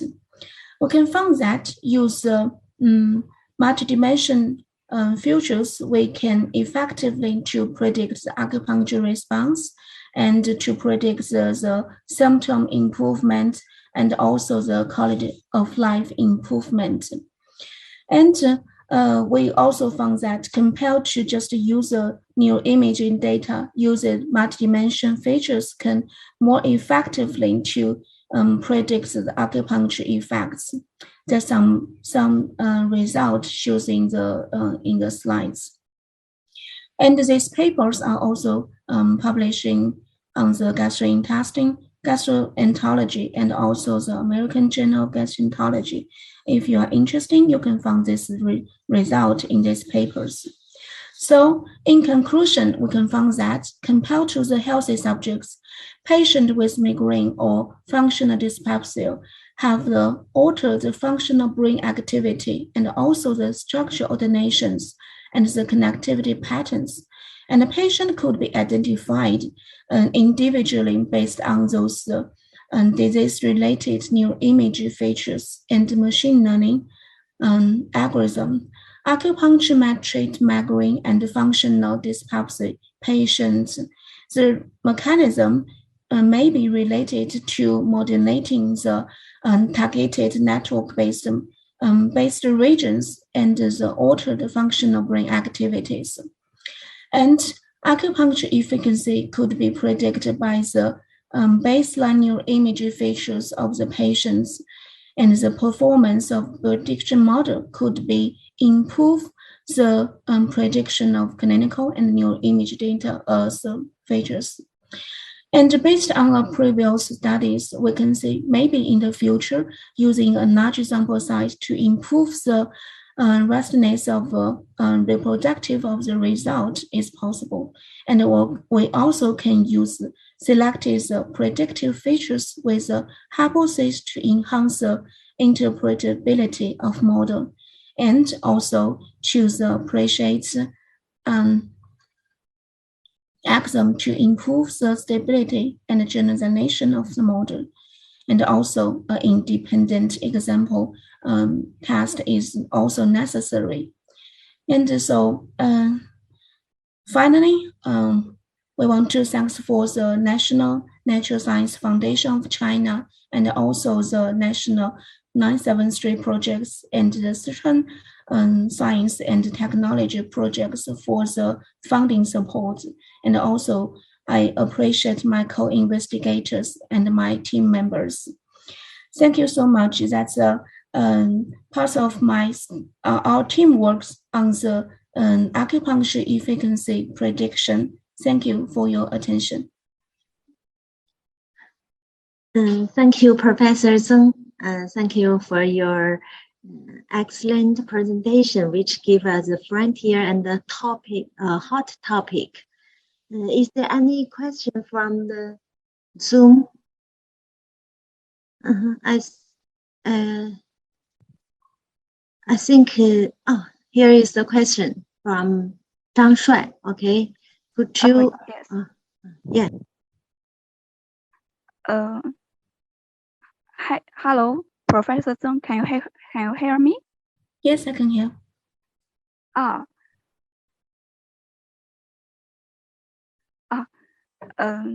Zhang Shuai from the Institute of Acupuncture and Moxibustion, China Academy of Chinese Medical Science. My teacher is Professor Rong. Thank you for your wonderful speech. I know you have done a lot of research on neuroimage of acupuncture, and I have been puzzled by some questions. The first one is the influence of stem cells on the results of acupuncture fMR. When we discussed the mechanism of acupuncture, we found that different phenomena in fMR with different stem cells. Can we take this phenomena as a mechanism? And the second question is, what is the stem size needed to achieve a relatively stable result for clinical efficacy prediction using fMR machine learning? Thanks for your answer.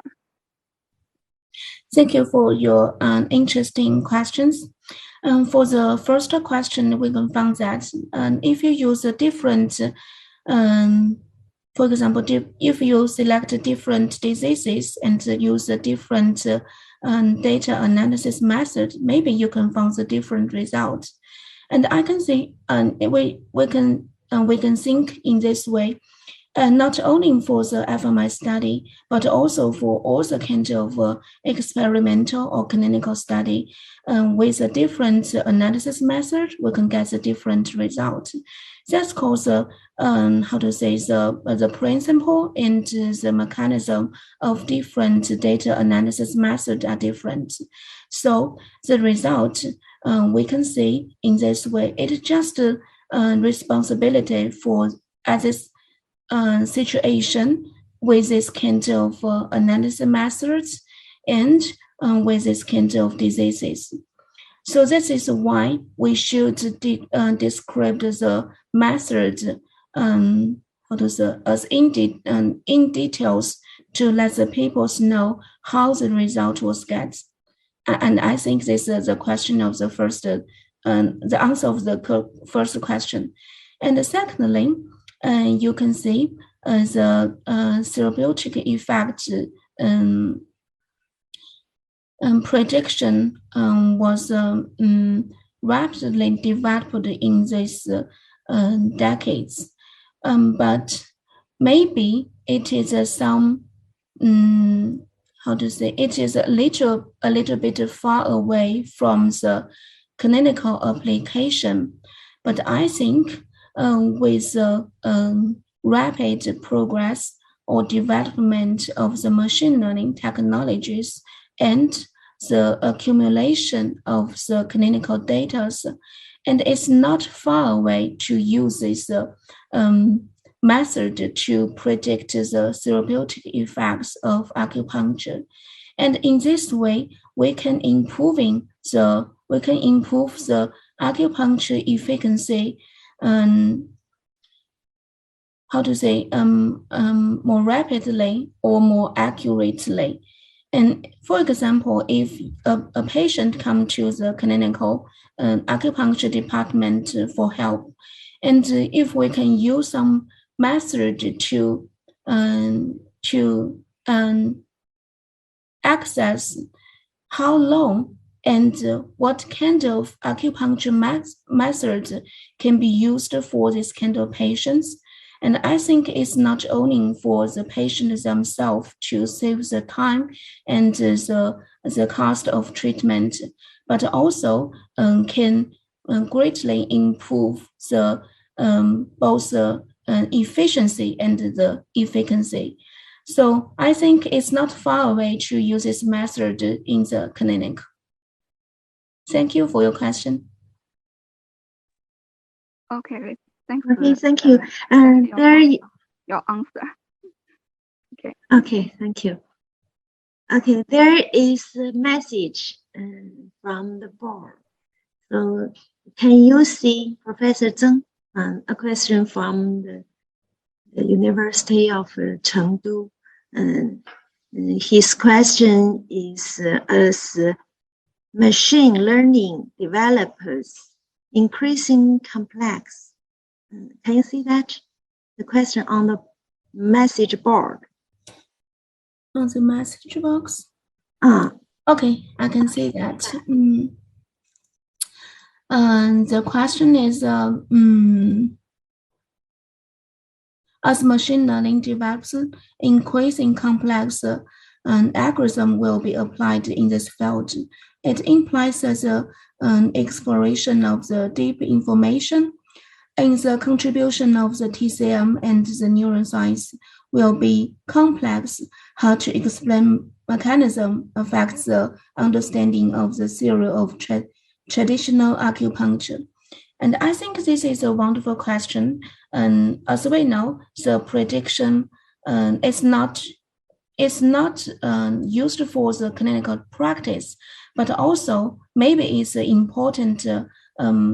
Maybe it's important for the traditional acupuncture and even the traditional Chinese theory investigation. If we can use the machine learning technologies to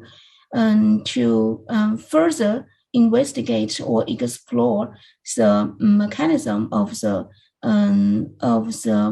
multidimensional features in the clinical, both in the Asian book records and also another data from the experimental studies. And maybe we can more complicated or more, more deep to explain why acupuncture works and why acupuncture theory developed. And I think it's a very good question. Thank you for your question. Okay, thank you for your answer. Here is a question. I know you published a series of papers, high-level paper. And could you tell us what is the difference between treating the functional disease and the pain disease, such as migraine, by acupuncture? Okay. Okay, that's a very good question. And usually when we do the acupuncture research with the neuroimaging technologies, we can find that there's some common regions which elicited by the acupuncture stimulation. For example, maybe in the 2000, something like that, and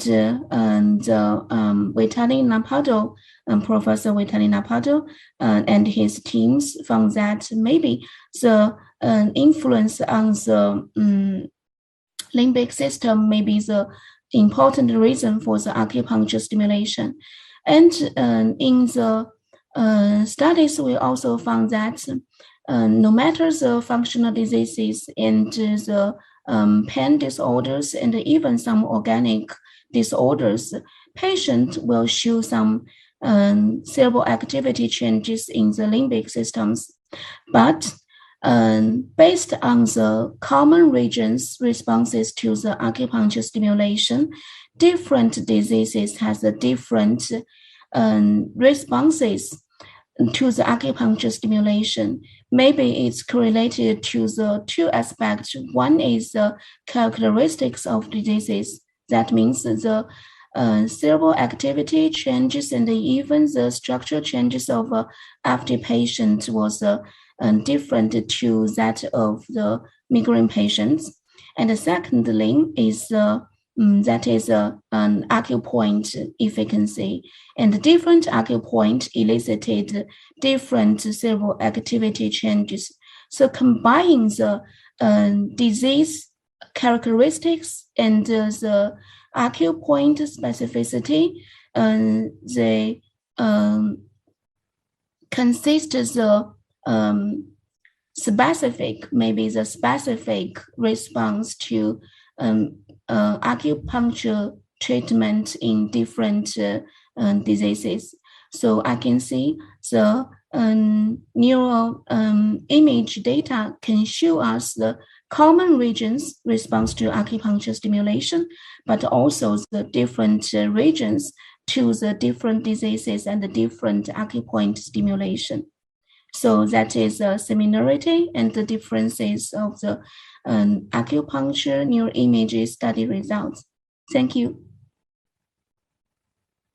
Thank you very much for Professor Zeng, and thank you for your excellent presentation and the wonderful question answer.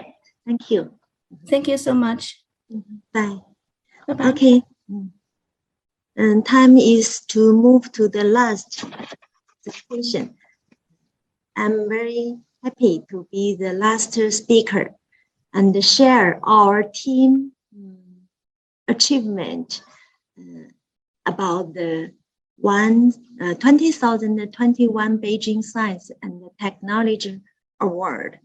And our team on the principal scientist of National Key Research and Development Project and the China Association of Science and Technology Young Support Talents and several research contribute to the basic research, clinical practice, and the technique development about the brain disorders. Today, my presentation topic is mechanisms of effect and clinical application of ear treatment for brain diseases. Let's start.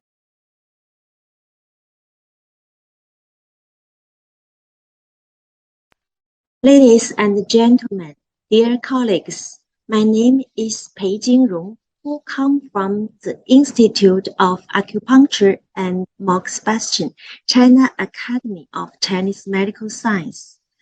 It is my great honor to attend the Chinese Medicine of Brain Protection and Brain Health formula of providing a platform for learning and exchange. And I would like to report to our team's achievements in treating brain diseases. I will report it from the background and ideas, research content, promotion application, and perspectives. It is well known that epilepsy and depression currently have high global prevalence, high disability rates, low control rates, high economic boundaries, and limited treatment options. Of people with epilepsy, 80% occur in low and middle income countries, and 75% of their epilepsy patients have no access to treatment. Up to 76 to 85% of people with depression are also not effectively treated. Our team has long been involved in the study of brain diseases and has systematically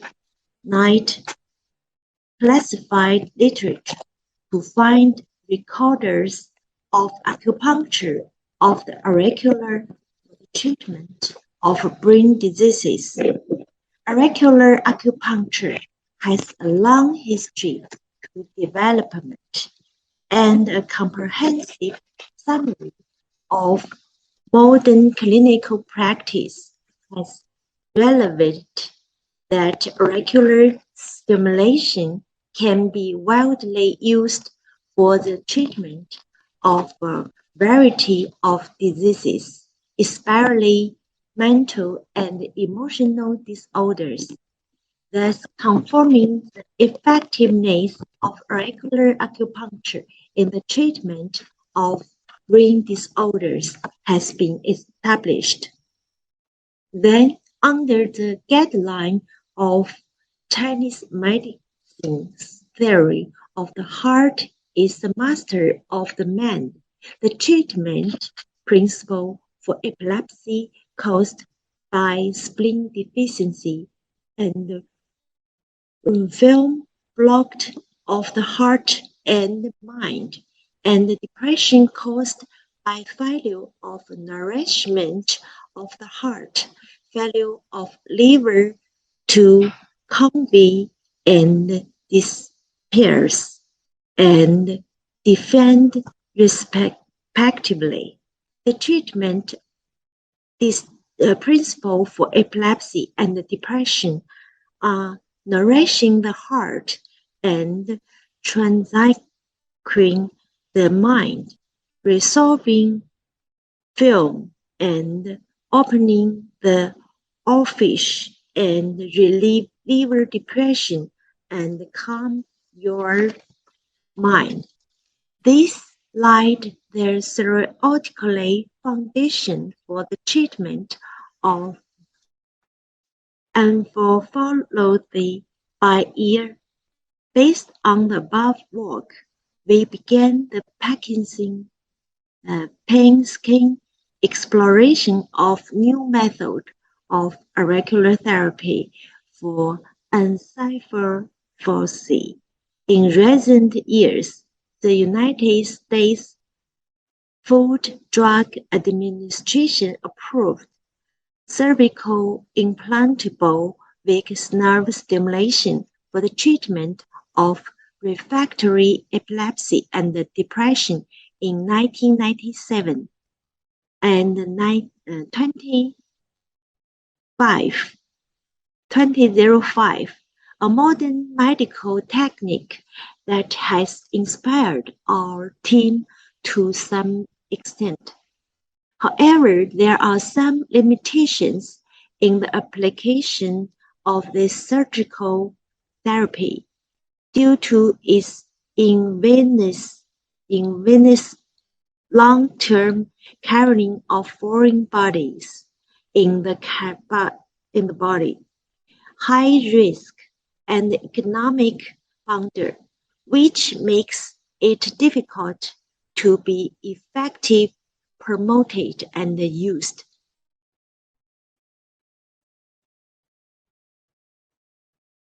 Neuroanatomy considered that the ear to be the only area of the body surface where the vagus nerve is distributed, and a German autopsy study reported that ear canvas has 100% of vagus nerve distribution. Our team discovered that a auricular branch of the vagus nerve overlaps with the visceral auricular points and proposed a new idea of stimulating the visual auricular point instead of implantable vagus nerve stimulation. That is to say, transcutaneous auricular vagus nerve stimulation, a new method of auricular treatment for brain diseases. In response to the current problems of insufficient clinical evidence, unclear mechanisms of underlying action, and the difficult in precise treatment techniques, in auricular research. We have created a common technique for the auricular treatment of encephalopathy through high-grade clinical trial research to provide evidence-based evidence for auricular treatment of brain diseases. The use of advanced modern medical technology, exploration of mechanisms underlying the auricular effect of brain diseases, and technical innovation through multiple disciplinary cross-fertilization. The next section describes our study. The first result is clarified the clinical efficiency of transcutaneous vagus nerve stimulation in the treatment of epilepsy and depression.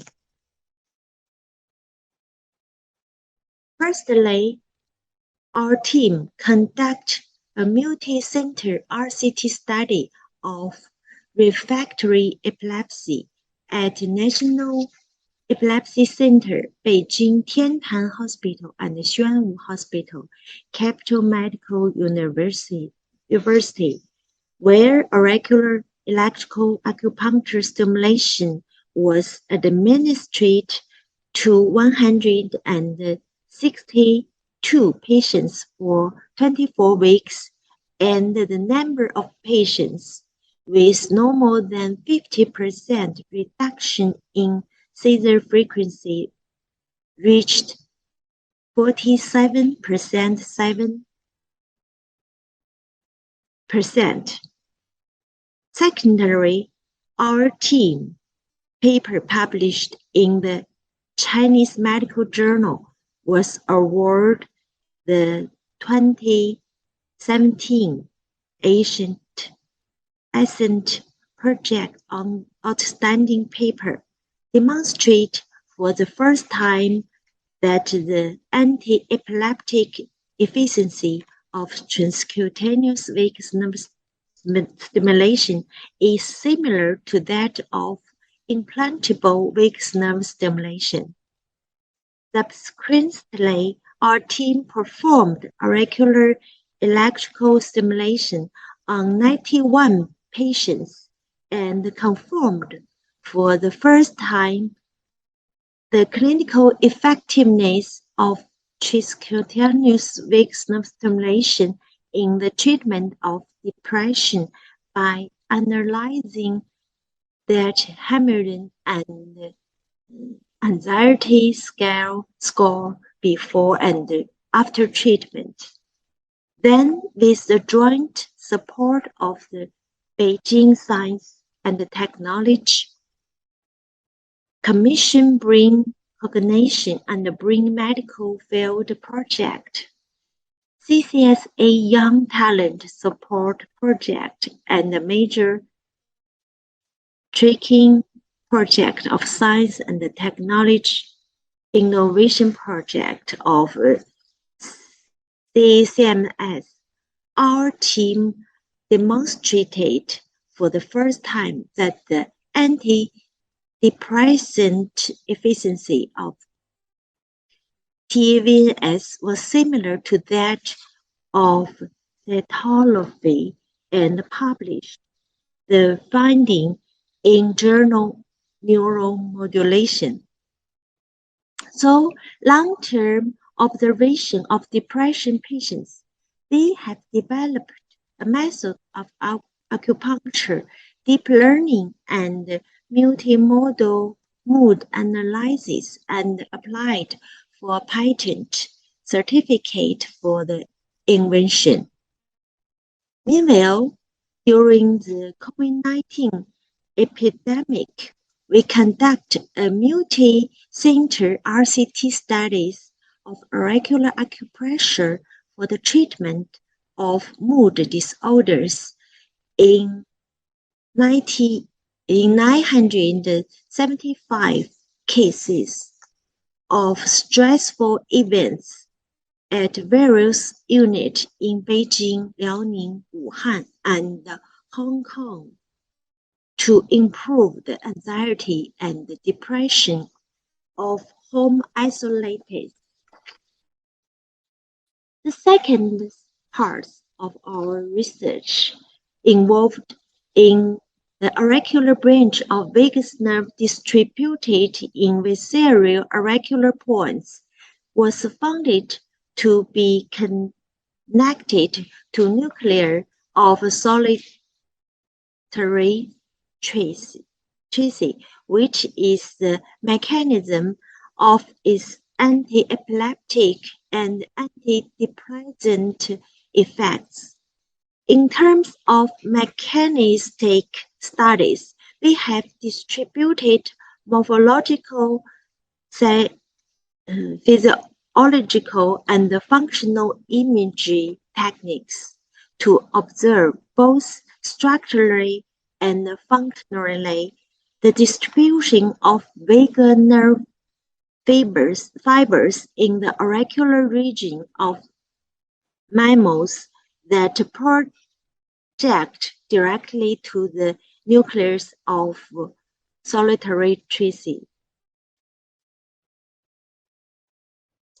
This achievement has rewritten the textbook record that the vagus nerve only projects to the nucleus of the spinal tract of the trigeminal nerve and has enriched the neuroscientific theory of the central conduction pathway of the vagus nerve.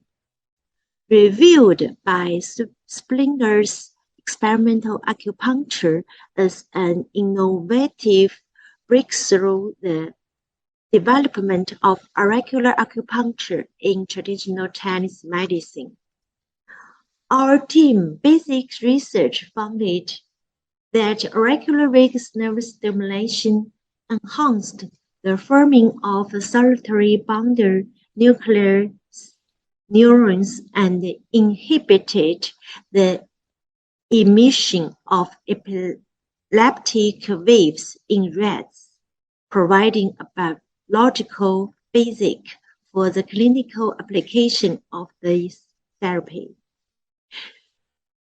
Functionally, imaging study revealed that the therapy modulated the limbic system and mood-related brain networks and neuroendocrine functions, including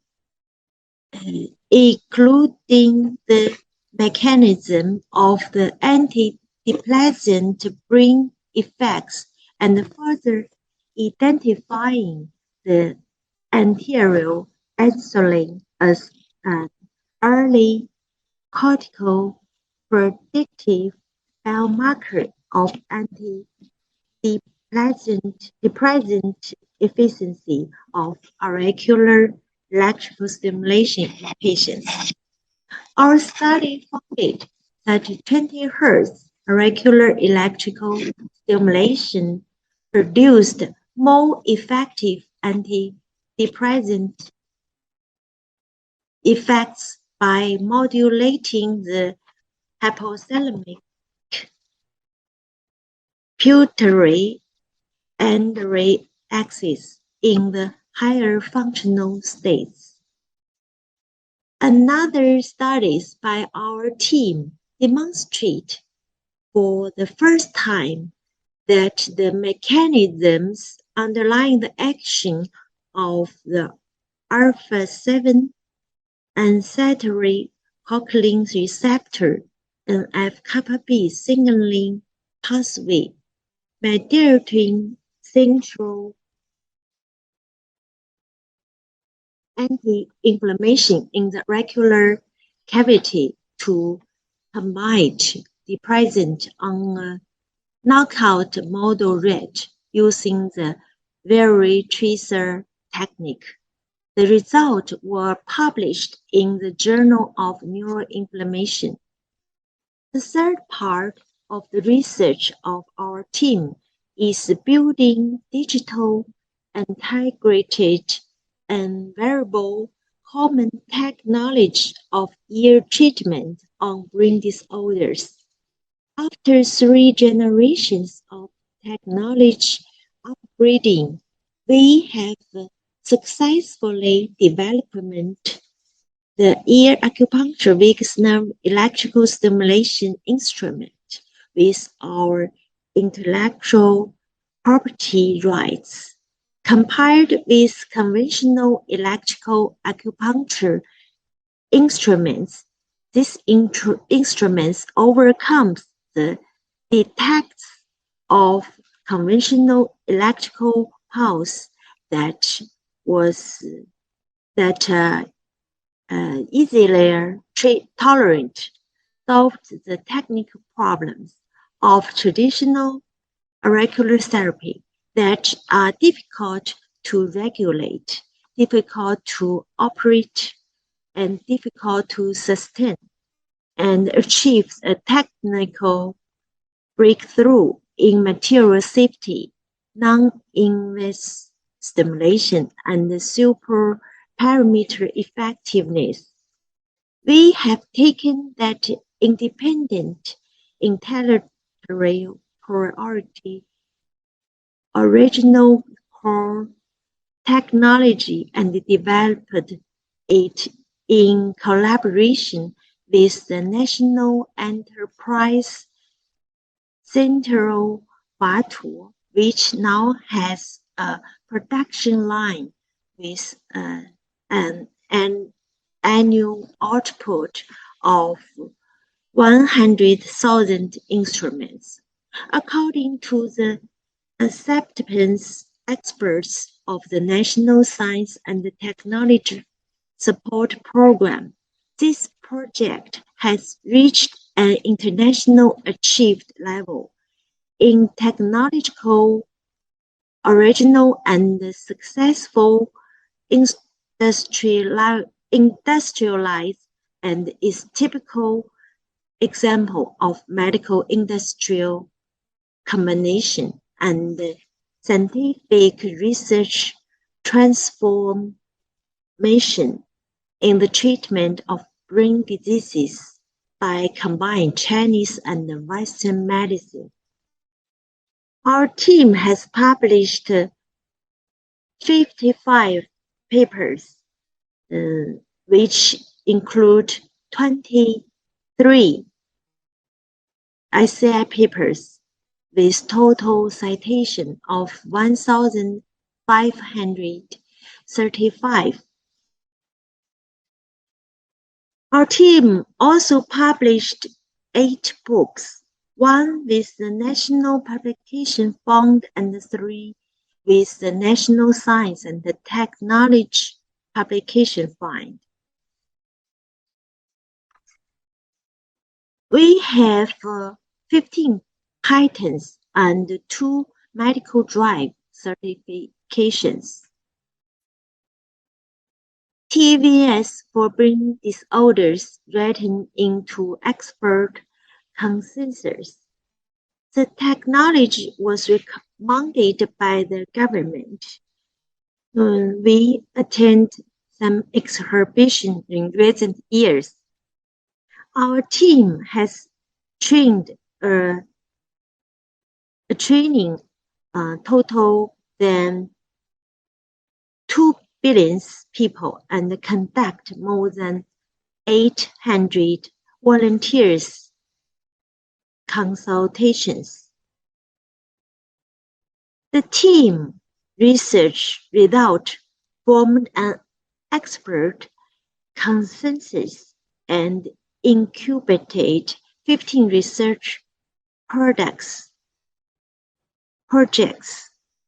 So TEVS has promising application in insomnia, depression, headache, Parkinson's disease, and many other disorders. TEVS also has promising applications not only in this disease, but also in some combined disease, such as depression with insomnia, and diabetes with depression, and so on. Based on TCM theory and incorporation modern neuroscience knowledge, our project originally proposed a new method for transcutaneous vagus nerve stimulation, which provides standardized evidence-based medical evidence, explained the neurobiological mechanisms of auricular treatment of brain diseases, and transformed it into a mature common technique for the treatment of brain diseases. The approach of ear treatment for brain diseases provide evidence-based medical evidence, explains the neurobiological mechanisms underlying ear treatment for brain diseases, translated it into a mature common technique for the treatment of brain diseases, and opens up a new way of thinking about the overall regulation of body functions. Our team, funded by major national research projects, has always adhered to the integration and full chain development of basic clinical and translational research. Thanks for your attention.